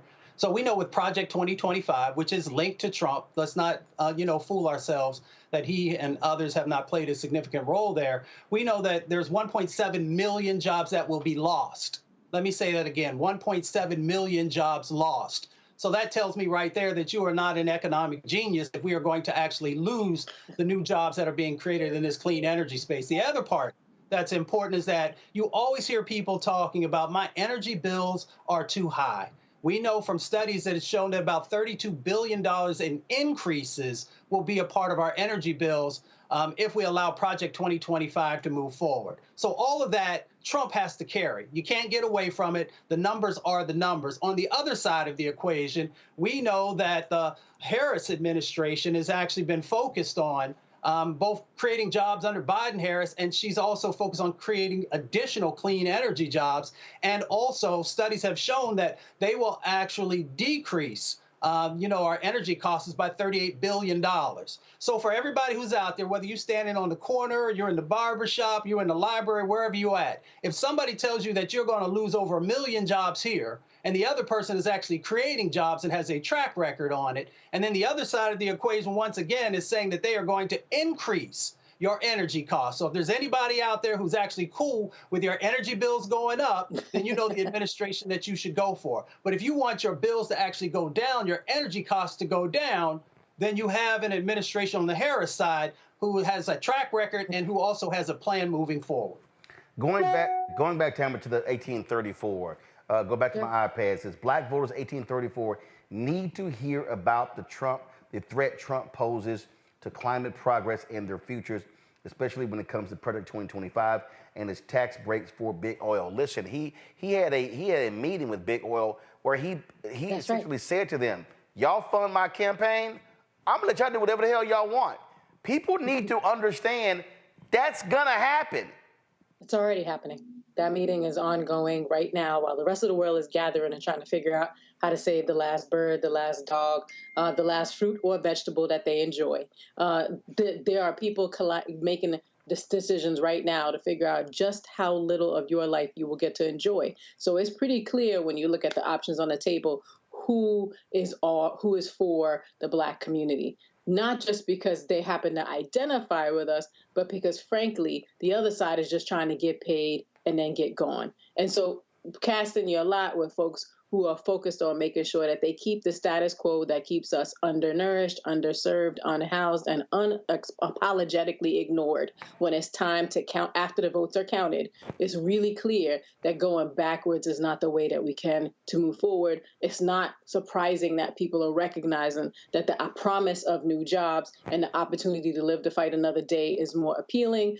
Basically, the idea that FEMA's not going to show up when your house gets flooded, nor is it going to show up if your crops get burnt. It's the police are not going to show up to support you because they're not going to be resourced in ways that allow them to do anything other than spray you with bullets. Like, we are in a very real set of challenges that are not going to get better if you vote with the folks who just want your face in the front of the camera, as opposed to your voice and the politic that determines your future. And so Project 2025 is just one part of how we will fail to meet the mandate and continue to support people who want to kill us. So the choices are clear. But Bakir, you do have to deal with the reality of politics. You look at the issue of fracking in Pennsylvania. 2019, then Senator Kamala Harris was against fracking. She's now moderated her position. For Pennsylvania, that's a huge issue. And so part of this issue, frankly, when it comes to politics, is it's a dance you play. Because one state, there may be an issue like fracking that is huge in a Pennsylvania, but in another state, it's irrelevant.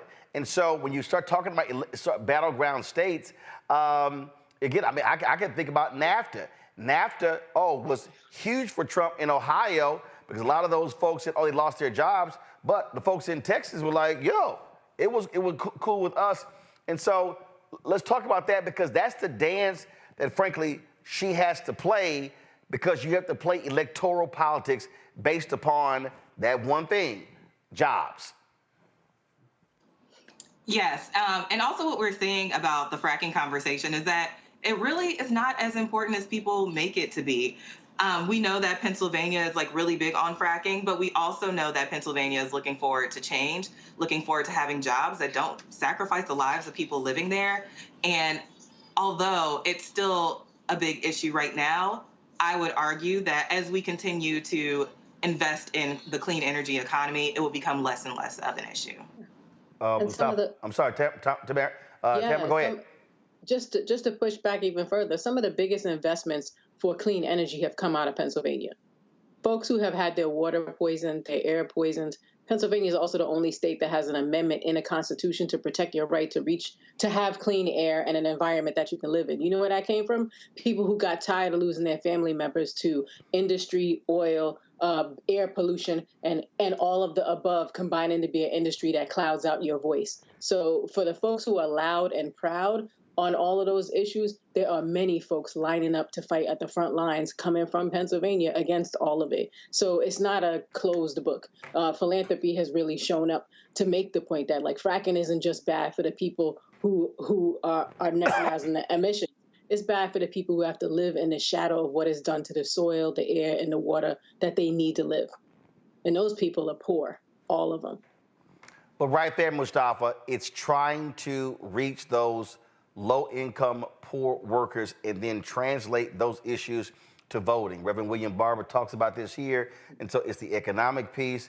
And so how do you do that, especially when you're talking about poor, low-income, working-class, white voters who Republicans are appealing to on culture issues as opposed to economic and health and environmental issues?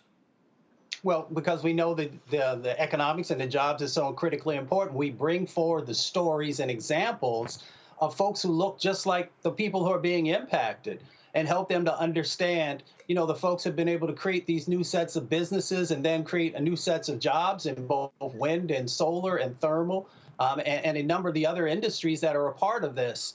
Because people need to see themselves represented. People need to see their reflection in folks who have been able to navigate this. And often that's not being done enough. And that's why, the work that Tamara does and others and funding, on the ground work is so incredibly important, because then people get a chance to see this is not just theory. This is, actually people are putting it all together, and they're being able to create not only a pathway forward, but they're being able to make sure that people have, this livable wage that folks often talk about. But it's far beyond that, because as was shared earlier, even if you don't have a college degree, you can enter into these spaces because you work great with both your hands and your mind. And that's what the people, I come from these communities. I come from Appalachia, so I've done lots of work in Pennsylvania and Ohio and other areas. And that's what people are looking for. They want not just hope, they want a pathway forward, but they want to be able to see that it's real, that the resources are there, and that there is a place for them. Well, absolutely, absolutely. Markia, I know you're going to be leaving us. Give us your final thoughts regarding this poll. Yes, so this poll is super close to me because as a Black person who has worked in climate for a long period of time, I see how it impacts our day-to-day. And it's very important for us to really be able to be future forward, looking at clean energy economy, making sure we can clean up our communities and build resilient communities to be able to weather the storms. Because as we spoke about earlier, fleeing is not always an option, and it should not be. And so I think that the future is bright with this, because we know Black voters win elections. And what we're seeing from this poll is that Black voters move anywhere between 6 and 11 points, which is the largest number. And so I believe that with this messaging, we can win this thing. If folks want to get more information and see the results of the poll, where should they go? They should go to climatepower.com and then click on the research and polling tab. And we have all of our polls there, but if you type in Black, then you will get all of the polling results, specifically for Black people and Black communities. All right, Markia Thomas, we certainly appreciate it. Thanks a lot. Thank you. Folks, going to go to break. We come back. We're going to talk more about climate crisis we're facing in the country. And remember, we were in North Carolina a couple of years ago. Do y'all realize that North Carolina is the home of the environmental racism movement, the environmental justice movement? Yeah, we'll talk about that as well. You're watching Roland Martin Unfiltered, the Black Star Network, this special edition of our show focusing on the climate crisis specific to Black America. Back in a moment.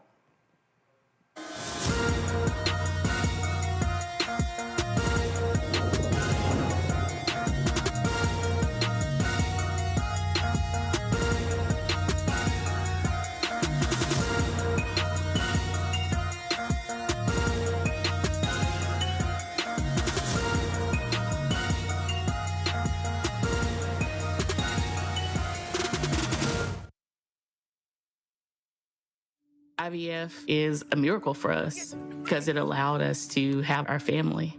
After having my daughter, I wanted more children, but my embryo transfer was canceled 8 days before the procedure. Donald Trump overturning Roe v. Wade stopped us from growing the family that we wanted. I don't want politicians telling me how or when I can have a baby. We need a president that will protect our rights, and that's Kamala Harris. I'm Kamala Harris, and I approve this message. Bob and I both voted for Donald Trump. I voted for him twice. I won't vote for him again. January 6th was a wake-up call for me. Donald Trump divides people. We've already seen what he has to bring. He didn't do anything to help us. Kamala Harris, she cares about the American people. I think she's got the wherewithal to make a difference. I've never voted for a Democrat. Yes, we're both lifelong Republicans. The choice is very simple. I'm voting for Kamala. I am voting for Kamala Harris. In 2016, Donald Trump said he would choose only the best people to work in his White House. Now those people have a warning for America. Trump is not fit to be president again. Here's his vice president.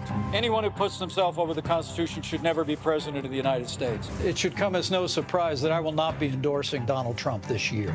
His defense secretary. Do you think Trump can be trusted with the nation's secrets ever again? No. I mean, it's just irresponsible action that places our service members at risk, places our nation's security at risk. His national security advisor. Donald Trump will cause a lot of damage. The only thing he cares about is Donald Trump. And the nation's highest-ranking military officer. We don't take an oath to a king or a queen or to a tyrant or a dictator. And we don't take an oath to a wannabe dictator. Take it from the people who knew him best. Donald Trump is a danger to our troops and our democracy. We can't let him lead our country again. I'm Kamala Harris, and I approve this message. Me, Sherry Shepard, and you know what you're watching, Roland Martin, Unfiltered.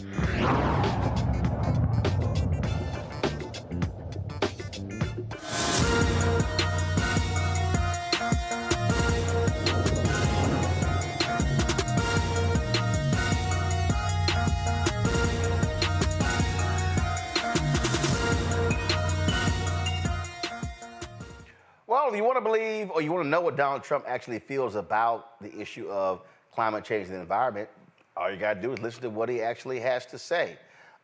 Check this out. Now we call it. Do you ever notice this was such a big deal, the environmental stuff? I haven't heard the environmental stuff mentioned in 6 months. I was saying the other night, what the hell happened to the environment? David, will you figure this out? David McCormick, everybody vote for him. David, will you figure this out? You know? No, but think about this. I haven't heard, Mike, I haven't heard, they don't ever talk about the environment anymore. You know why? Mike is saying, don't talk about it now. No, it's one of the great scams of all time. You know why they don't talk about it? Because people aren't buying it anymore. I don't want to use bad language. My wife said, please don't use bad language. Thinks it is a scam. That's out of his own mouth. So folk need to be very aware of that. But here's the other piece. When you talk about Project 2025 and what that will do to the issue of the environment and climate, this is what ProPublica, when they got some videos of some of the folks with Project 2025. Listen to this. What do you think about all of about the left's words and definitions in the environment? It's a great point, Katie. They don't stop. Climate change, allegedly, is everywhere. And if the American people elect a conservative president, his administration will have to eradicate climate change references from absolutely everywhere. And according to our intelligence community, the #1 threat facing our country today is, drumroll, climate change. Not Russia, not China, not AI, climate change. This shows how the federal government is all in on this issue. And climate change activists wield a lot of power. This is an issue to pay attention to as it has infiltrated every part of the federal government. Now, when I think of climate change, I immediately think of population control, don't you? I think about the people who don't want you to have children because of the impact on the environment. Perhaps not everyone will make that connection, but after spending time in the international space trying to protect life, I can tell you that this is part of their ultimate goal, to control people. What? I'm sorry. Mustafa, what the hell are they talking about?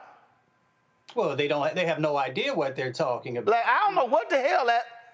We were from climate to population control? Well,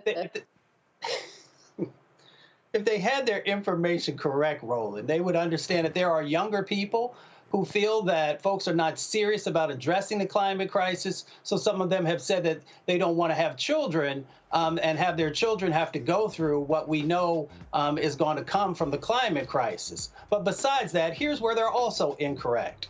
So if the intelligence community whose job is to be able to understand where the greatest sets of impacts are coming from and also predict what the future is going to look like so they can do the risk management that's necessary. One side. The other side of the equation that she didn't say is that the military has also said that climate change is one of the greatest threats because many of our military bases are, on areas that are close to water bodies. So that's one side of it.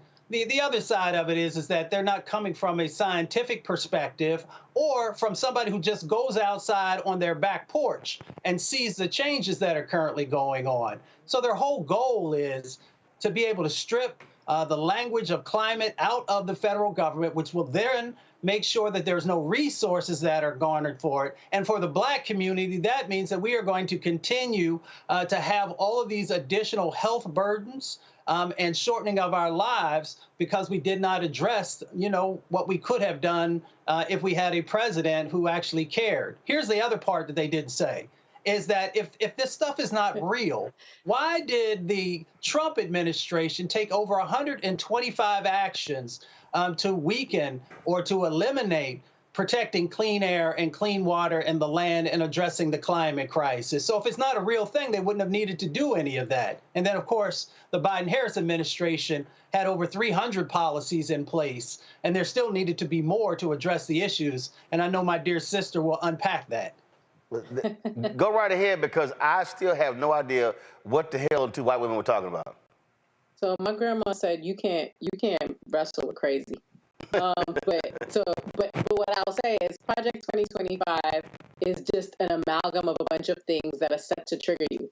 If you want to go to places where doctors can't serve you, have your energy cost more so that you have to decide whether you will eat or have power, have food that is more likely to poison you than feed you, and have nothing but chemicals pouring over your life, your body, your children, and the potential of whether you would ever have children, then Project 2025 is for you. Because it's full of politics, nonsense, word salad, and crazy talk, which puts you into conversations like the one we just had to sit through, where we have to watch someone talking about population control. You know who cares about population control? People who look at data and don't care about people. We are not in a conversation that is just about data. We're in a conversation about floods and fire and damage and the cost of electricity and the quality of your life being shut down and your children not having access to the basic things you have counted on because the planet doesn't sustain us. That's not somebody else's business. We know what population control is. It is a boogeyman that allows people to try out the things that are scariest to you at moments when they think if you just keep doing the same thing, they're going to be all right at your expense.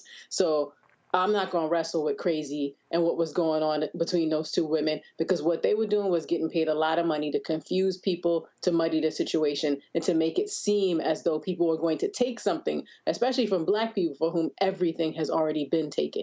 Like what we're in this contest, this political context about is what we're going to get out of it. And what we need to get out of it is a future where we have dignity, where we have rights, we have security, and we don't have to listen to people talk in circles to us as though we're not in the conversation already. Things have actually been done in the Inflation Reduction Act that was passed by the Biden-Harris administration. And actually, it was Vice President Kamala Harris who actually cast that tie-breaking vote. We're talking about some $270 billion. This right here is a fact sheet a member of Congress put out talking about extending and expanding clean energy tax credits, new investment tax credit, dealing with energy storage, microgrid technology, also new direct pay for nonprofits and others when it comes to clean energy credits, bonuses for high road labor standards and key clean energy and clean vehicle tax provisions, new incentive to keep existing nuclear energy power plants online, $27 billion for the Greenhouse Gas Reduction Fund for nonprofit state and local climate finance institutions that will finance the rapid deployment of zero emission technologies and other things as well. And the thing here, Mustafa, that I think we have to just acknowledge is, again, it's frankly how ass backwards we were. I mean, listen, if we go back to when Jimmy Carter was in the White House, okay? Mm-hmm. Carter installed solar panels on the roof of the White House, and they mocked him. Republicans mocked him. One of the first things that Reagan did was remove the solar panels from the White House. Imagine if in this country we actually cared then, how far ahead we would be today. And when I'm listening to J.D. Vance and Trump complain about, how we're behind China when it comes to, solar panels, that's your party.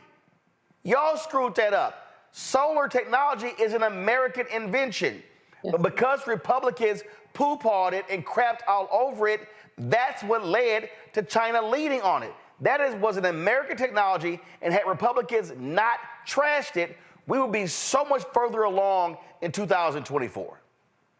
We most definitely would. China was like, oh, you don't want it? We'll take it. And now they have this huge industry that's there. That's not to say that we don't also have a footprint there, but you've got to have, administration after administration that continues to make investments in that space. That's why the CHIPS Act also is so incredibly important, because there's sets of dollars that are there to help us on the technology side of addressing what's going on in relationship to the climate crisis. And the other part of it is, as my dear sister, shared earlier, is that we also would have saved millions of lives, because we know that in our communities and in other vulnerable communities, when we're breathing in all of this toxic air pollution that comes out of the tailpipes of cars and coming out of factories and coming from a number of other places, that, if we had begun to move earlier into a cleaner economy, we would have saved those lives. We would have also helped people to keep more dollars in their pocket, because they wouldn't have had to, go to the doctor all the time because of all these breathing difficulties and the liver and kidney diseases and the cancers. People are always like, well, why is cancer, eating up certain communities? You got to take a look at the toxic food that people are eating. And when I say toxic, I'm not just talking about food deserts. I'm also talking about the chemicals that are in there, but also what's in our air and what's in our water. So when Jimmy Carter was trying to get us to actually think critically about the 21st century and the sets of opportunities that would be there, and then you saw Ronald Reagan come in and take us backwards in time, they put people's lives in danger, and they also, impacted us on the economic side of the equation in a very significant way. But we can right the ship in that the past administration, the Biden-Harris administration, has actually been making those investments, both in the bipartisan infrastructure bill, the climate bill, the CHIPS Act, to move us forward. But we have to make sure that there's real intentionality, and that the Black community is also benefiting from these huge sets of opportunities that are out there. Tamara, this is a video that the White House put out in 2022, saying in 2022 there were 240 guys. Come on, switch. There were 240 million solar panels in the United States in 8 years. So by 2029, there will be nearly 1 billion solar panels in the United States. That's because of that investment. That's a perfect example of one facet of the attack dealing with climate crisis by not having us be so dependent upon oil, gas, coal, and utilizing what is always there, the sun. That's right. The sun's always going to shine. The wind's always going to blow. Why shouldn't we be making it work for us?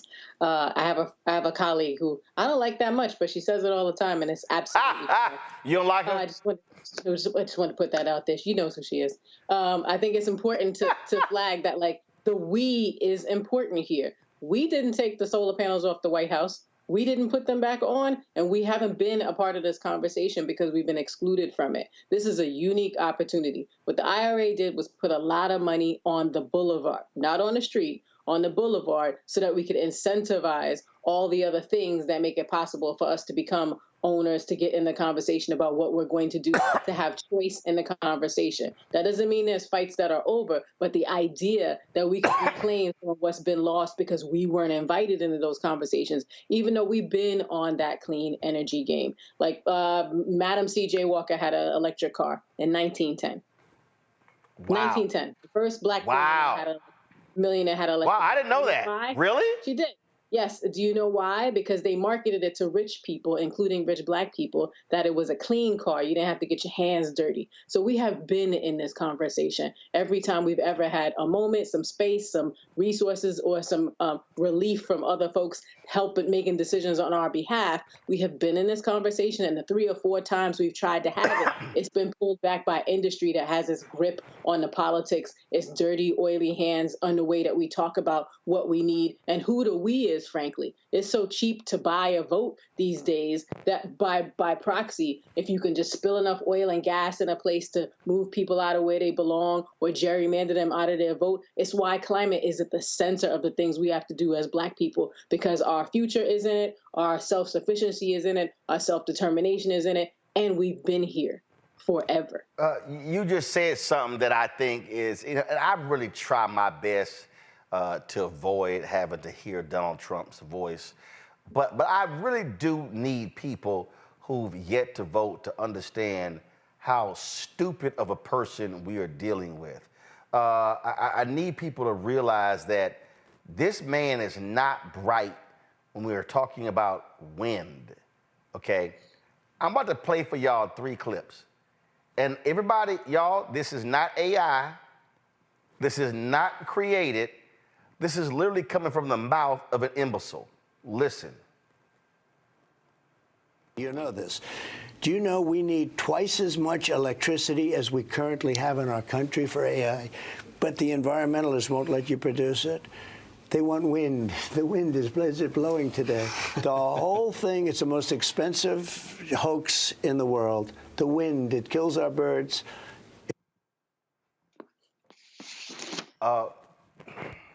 Okay, I'm gonna play another one. I'm gonna play another one. Here we go. Roll it. Instead of playing this game with wind that is ruining everything, killing all your birds, destroying the fields, all these gorgeous fields, you got windmills all over the place, and you have birds. You want to see a bird cemetery? Just go under a windmill. You see thousands of birds dead. The bald eagle, if you kill an eagle, they put you in jail for years. And yet these windmills knock them out like nothing, and nothing happens to the people. Now, it's great to be back. I don't. Okay, I gotta play one more, y'all, because this is really a strange one. Go. Hold 1 second, because when I saw this one, y'all, I said this man needs to be in an insane asylum. He don't need to be nowhere near, let me find it, because he was talking about TV. Okay, hold up. Let me play this one. Watch this. We'll have an economy based on wind. I never understood wind. You know, I know windmills very much. I've studied it better than anybody. I know it's very expensive. They're made in China and Germany mostly. Very few made here, almost none. But they're manufactured tremendous, if you're into this, tremendous fumes, gases are spewing into the atmosphere. You know, we have a world, right? So the world is tiny compared to the universe. So tremendous amount of fumes and everything. You talk about the carbon footprint, fumes are spewing into the air, right? So,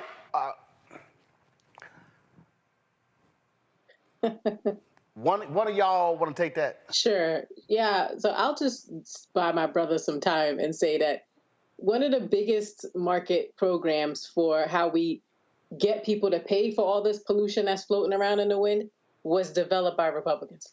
Just want to put that out there. Climate is not political.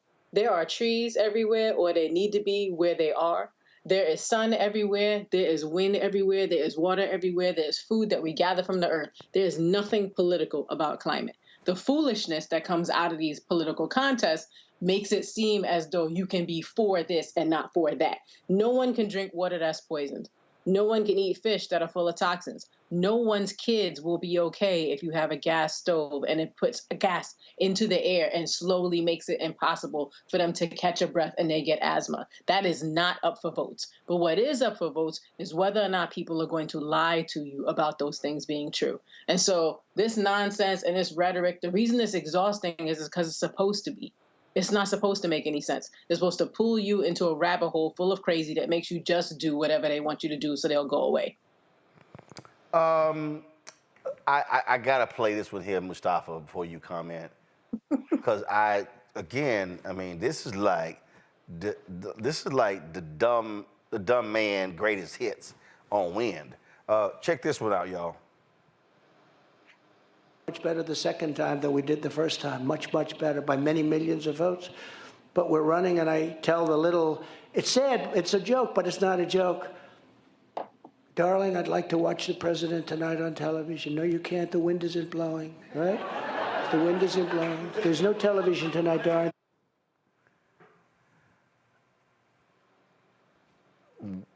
We're not.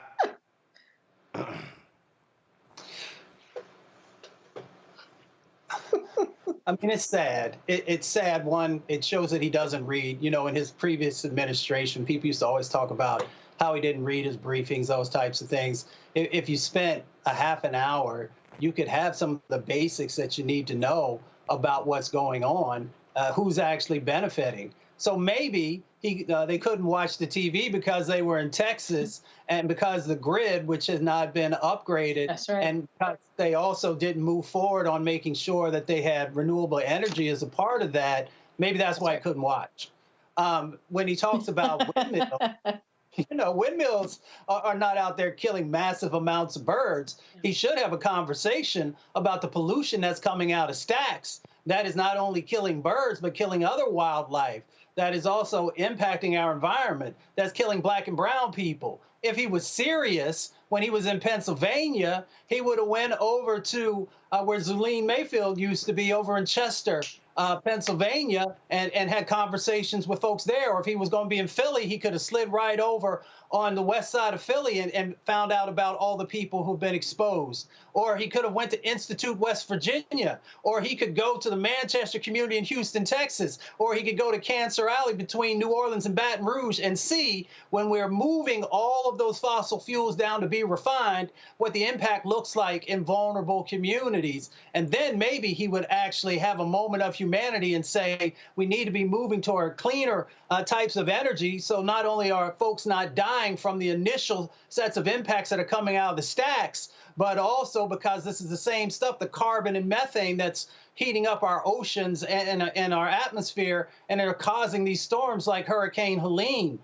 So he has an opportunity to actually be more well-versed, but unfortunately he is either, and I try to be a respectful person, but I just got to keep it real. He is either an imbecile, or he is somebody who is consciously putting people's lives in danger. Last point. If he actually really was somebody who knew economics, he would understand who's making some of the greatest investments in wind. And if you go and look at Texas or in Oklahoma, then you follow the money back to the people who are actually investing in that space, there's a whole bunch of Republicans who are saying, when the cameras are on, this is a terrible thing. This is a climate hoax. And then on the other side, they're taking the money that they're getting and putting it in their back pocket because they understand that people have to move toward a new clean economy or we won't have a livable planet. And we know the first people and the worst hit impacts are going to be for black and brown folks.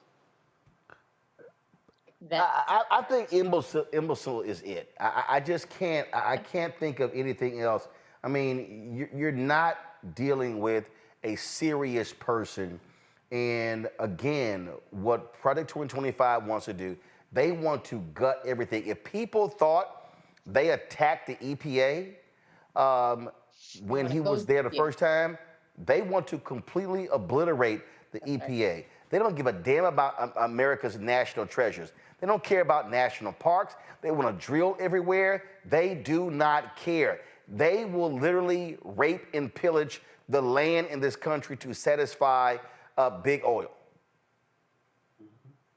And then some. Yeah. And we talked about the huge tax breaks that he plans on giving. I think the last number I saw was $110 billion in tax breaks that he wants to give to big oil. So, you know, you got to understand that big oil, you know, we know the impacts personally that have happened inside of our communities. We know how they tried to muddy up the science. When scientists finally said X is going to happen, how they tried to discredit them. We know the history going back over 50 years of some of the big oil companies hiding facts and then manipulating facts. So we know their track record. I believe everybody can evolve if they want to, but all we know is what we've been able to see, and that they have done everything to prop up these politicians to put forward, legislation or to weaken legislation that has huge impacts inside of our communities. They also understand that when you've got 2.4 million miles of fossil fuel pipeline in this country, enough to go to the moon and back a number of times, that they're going to continue to fill those pipelines. And what they fill it with, in many instances, is death or sickness for our community. So they're very clear. There's much intentionality in what's currently going on. And that's why when you look at Project 2025, I resigned last time. I was the highest ranking federal official, the first one to actually say, you know what, I'm not supporting this.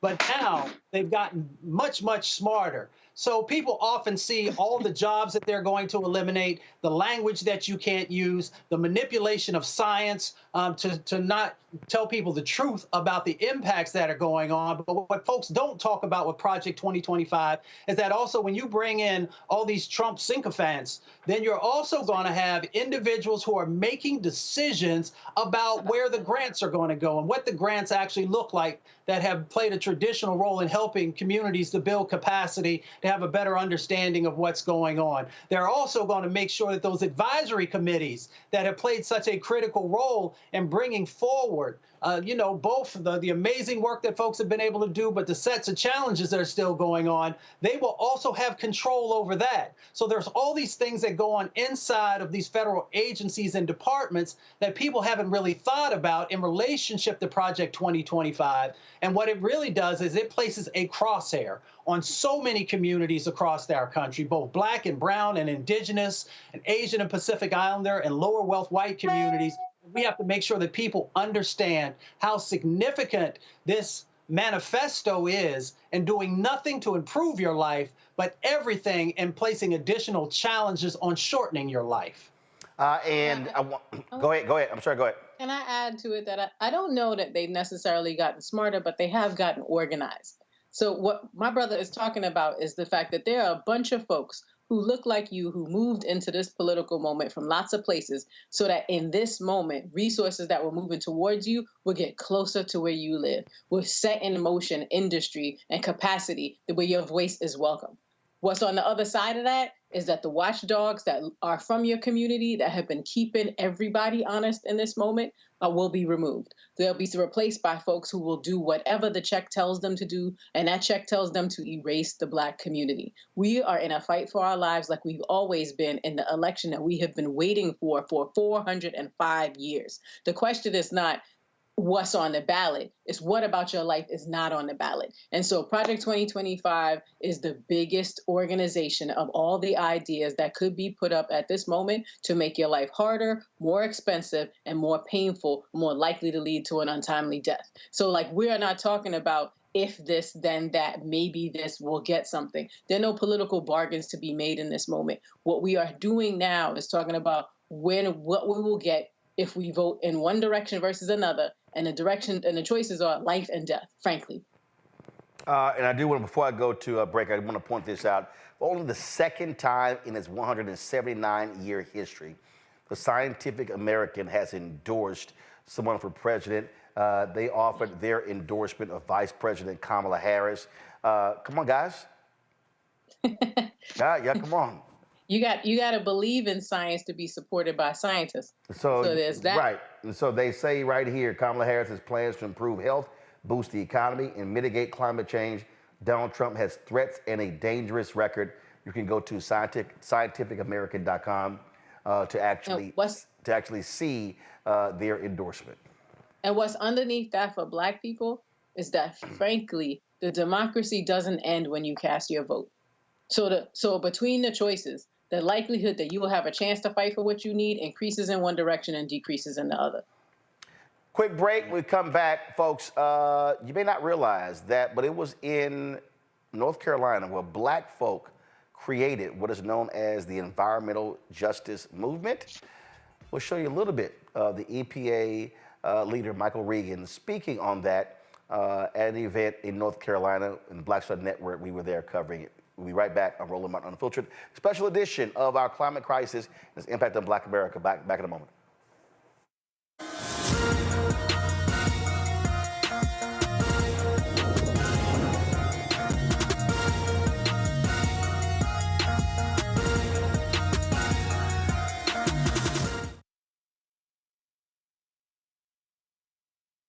Disastrous, alarming, a plan that shreds American values. That's what independent news sources and conservatives are saying about a proposal from right-wing extremists called Project 2025. It would threaten hundreds of thousands of jobs created by the Clean Energy Plan, give massive tax breaks to big oil, and roll back protections that keep corporations from poisoning our water with toxic chemicals. Project 2025, a dream for them, a disaster for you. In 2016, Donald Trump said he would choose only the best people to work in his White House. Now those people have a warning for America. Trump is not fit to be president again. Here's his vice president. Anyone who puts themselves over the Constitution should never be president of the United States. It should come as no surprise that I will not be endorsing Donald Trump this year. His defense secretary. Do you think Trump can be trusted with the nation's secrets ever again? No. I mean, it's just irresponsible action that places our service members at risk, places our nation's security at risk. His national security advisor. Donald Trump will cause a lot of damage.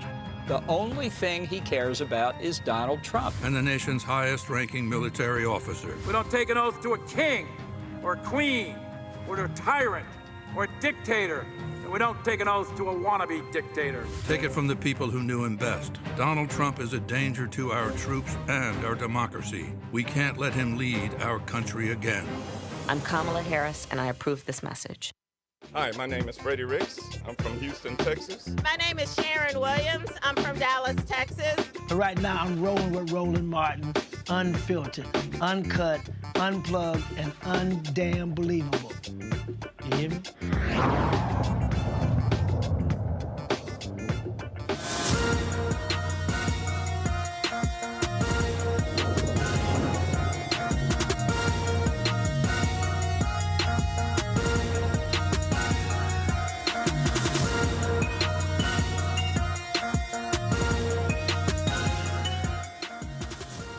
It was black folks in Warren County, North Carolina, that actually created what is known as the environmental justice movement. A couple of years ago, EPA Director Michael Regan was there, and the Black Star Network was there live streaming an event there where they talked about that history and discussed how they were reshaping the EPA to deal with the issue of environmental justice. Here's some of what Regan had to say in September 2022. What an honor to be in the presence of so many giants of the environmental justice and civil rights movement, especially as we conclude a week-long commemoration of the birth of the environmental justice movement, whose roots are firmly planted right here in Warren, North Carolina. You know, as a proud son of North Carolina, I was born and raised, and I was just a child when the state decided to site the PCB landfill in the backyard of a predominantly black community. But I remember my parents discussing the heroism of the women and men who locked arms and laid down in front of those trucks carrying that laced dirt with PCBs. Women and men like Dolly Burwell, Ben Chavis, Reverend Bill Kearney, EPA's own Charles Lee joined protesters in solidarity. A Washington Post story at the time quoted Reverend Luther Brown, a pastor of the largest black congregation in the area, and he said, "We know why they picked us. It's because we're a poor county, poor politically, poor in health, poor in education, and because it's mostly black." But he also said nobody thought people like us would make a fuss. But boy, did they stir the hornet's nest. Because what this community lacked in political power, they made up for in courage. What they lacked in access to education, they made up for it in heart. What they lacked in terms of money in their pockets, they made up for it in faith, in hope, and perseverance. So not only did this community make a fuss, this community ignited a movement. And today, Warren County is synonymous with being the birthplace of environmental justice.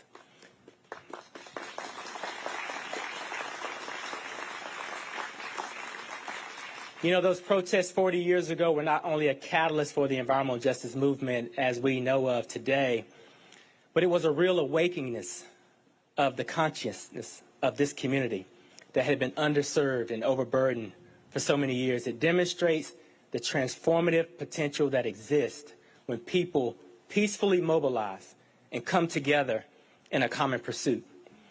As Ms. Dolly Burwell put it, African Americans determined that henceforth and forevermore will have some say in the government that was controlling our destiny. So despite losing the initial battle, these visionary women and men sparked something so much bigger, so much more powerful. And that's what we're here today to honor and to uplift. The reason we've reached this moment when environmental justice is front and center to President Biden's agenda and EPA's agenda, is because of the unrelenting advocacy of so many of you here today. It's because of faith leaders and civil rights leaders, the labor community, the environmental justice community, folks like Vernice Miller-Travis, Dr. Bob Bullard, Reverend Barber, Dr. Wright, Juan and Anna Paris, and young leaders like my good friend Lamisha Whittington, William Barber III, who are carrying this sacred mission forward. These are the people who have dedicated their lives to standing up and speaking out against racism and injustice and inequality. Folks, if you want to see all of that, you can simply go to our Black Star Network app or go to our YouTube channel. Mustafa, you were there that day. And again, black folks, again, knowing what our history, it was African Americans that launched this movement in North Carolina. North Carolina is a battleground state, and we still are seeing these issues. In Georgia, the local folks are suing the company. Well, they had that explosion just about a week ago that spewed all sorts of chemicals in the air there, impacting the health of folks living there.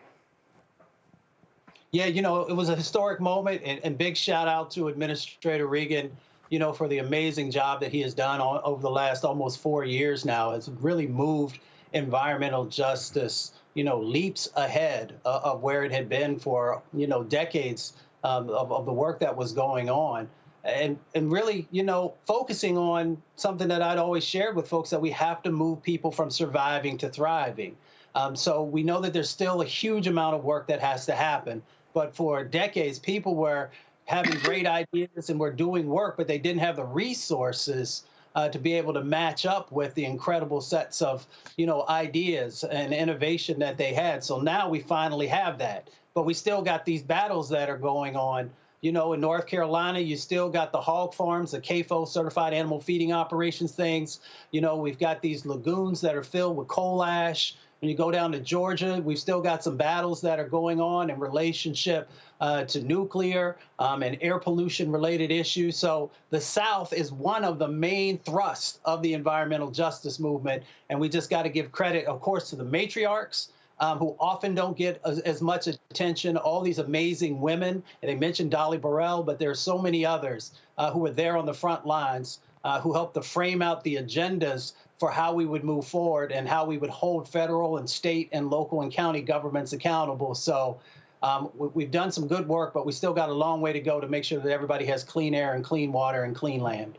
Deborah, earlier you talked about the quality of our food. I came across this video that I thought was pretty interesting, that hopefully people understand the impact of toxic chemicals and plastics in our food. Watch this. That's right. I could eat my arm right now. I'm so hungry. Yeah. Hello. Would you like to hear our specials this evening? Yeah. Yeah. For starters, we have a delectable bowl of creamy potato soup, seasoned with perfluorokill and polyfluorokill. What's that? Ooh, it's super tasty. They're called forever chemicals, and they're actually linked to hormone disorders and liver damage. And thanks to Trump and his 3 Supreme Court appointees, portions are huge. Will pass. No liver damage? Okay. Well, how about a nice pasta inspired by Project 2025? Is that a movie? We start with fresh fettuccine and alba truffle. And then we mix in a colorful variety of microplastics. Pass. Pass? Are you sure? It contains atrazine. That's a pesticide that Trump deregulated because lobbyists told him to do so. Oh, it will literally shrink your balls. I need my balls. Yeah, we want to have kids. Oh, so y'all don't want toxic chemicals in your food? No, of course not. Don't you have something that doesn't have toxic chemicals? Yeah. Sure, silly. You could just vote for Kamala Harris. She's going to support the government agencies that actually want to keep your food clean. Can we do that right now? Oh, yes, you can vote early. Thanks, we're going to go vote. Yeah. Oh. Well, I think that pretty much sums it up. Yeah, gotta laugh to keep from crying. Project 2025, they have it right on the masthead that the focus is to reverse PFAS, which is what they were describing at that horrifying restaurant. They want to reverse the designation on the circular so that it's just fine. Like, people said it was bad, but don't worry about that. We're just going to reverse the bans based on a lot of political power. I think it's time to move past the point where we argue about what the bad thing is. The conversation is clear. Poison is on the menu. Our lives are being threatened. It is not a choice between the lesser of two evils. There's a lot of evil, and the question is who you want to fight it with. Final comments, Mustafa. I just leave it with my grandmother. You know, she says, when you know better, do better. We know better than to put back into office someone who has no regard for our community whatsoever, for our health, for our children, for the future. So if we know better, then the do better aspect of that is actually making sure that you have somebody who cares about our community and who's willing to also make the investments that are necessary for us to be able to move forward. And when we look at the two plans that are out there and the two candidates that are out there, the Harris-Walz has a plan to actually help us to be able to move from surviving to thriving. And unfortunately, the Trump folks have a plan that moves us from thriving to surviving. So the choice is yours. You can get with this or you can get with that. Tamara, go ahead. No, I just think it is, we always arrive here. Without us, neither of these plans can go forward. So it's not just about making a plan to vote. It's about making a plan to vote, making a plan to follow up on your vote, making sure you know who you vote for at every level of the ballot, and that each of those people are people who work for you the day you cast your vote. So I'm excited to see Black people show up, not just because climate change is in our face, because it's in our place. Folks, final comment is very simple. Climate change is real. The environment is real. The impact on us, our children, is real as well. And guess what? There's only one candidate that actually has a plan. One has another plan, and that is to literally tear this thing to shreds and allow big business to do whatever they want. And so make your choice known. But for me, it's real simple. As Vice President Kamala Harris, if you care about this climate, if you care about this planet, then that's who you should be supporting. And isn't it interesting, all of these white conservative evangelicals always talking about God's planet, but they actually don't care about life in this regard. They love shouting they're pro-life. Why are they not pro-life when it comes to the economy? Why are they not pro-life when it comes to the environment, when it comes to climate? I'm just saying. I appreciate both of you being with us. Thanks a lot. Thanks for the folks at Climate Power as well. Thank you so very much, folks. Don't forget, support Roland Martin Unfiltered, the Black Star Network, by joining our Bring the Funk fan club. Your dollars make it possible to do the work that we do. Send your check and money order to P.O. Box 57196, Washington, D.C., 20037-0196. Cash App, actually PayPal, because Cash App is still tripping with their new changes. PayPal, R. Martin Unfiltered. Venmo is RM Unfiltered. Zelle, Roland at RolandSMartin.com. Roland at RolandMartinUnfiltered.com. Don't forget, download the Black Star Network app. Apple phone, Android phone, Apple TV, Android TV, Roku, Amazon Fire TV, Xbox One, Samsung Smart TV. Be sure to get a copy of my book, White Fear, How the Browning of America is Making White Folks Lose Their Minds, available at bookstores nationwide. Of course, you also have the audio book, and you can get that. Actually, the audio, and of course, that's on Audible. And yes, I did do all of the reading for that. So please check that out. And you can get the book, of course, at various bookstores as well. And tomorrow, folks, I'm going to be in Brooklyn for the Brooklyn Lab Charter School 10th Anniversary Gala.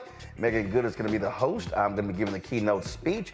It's beginning at 6 p.m. For more information, go to givebutter.com/BK Lab Prep Gala. That is givebutter.com/BK Lab Prep Gala. And also, don't forget, on Thursday, we're going to be at Edward Waters University. Let me say it again, Edward Waters University. Looking forward to broadcasting our show from there. It's going to be lots of fun. And so we're going to be on the campus. We're going to have a great lineup there as well. So cannot wait to be on the campus there. And so, again, Edward Waters University in Jacksonville, Florida. I will see y'all on Thursday. All right, folks, that is it. I'll see you right here tomorrow, right here on Roland Martin Unfiltered on the Black Star Network. Holla! Black Star Network is here. Oh, no punch! I'm real revolutionary right now. Thank you for being the voice of Black America. All momentum we have now, we have to keep this going. The video looks phenomenal. See, there's a difference between Black Star Network and black-owned media and something like CNN. You can't be black-owned media and be scared. It's time to be smart. Bring your eyeballs home. You dig?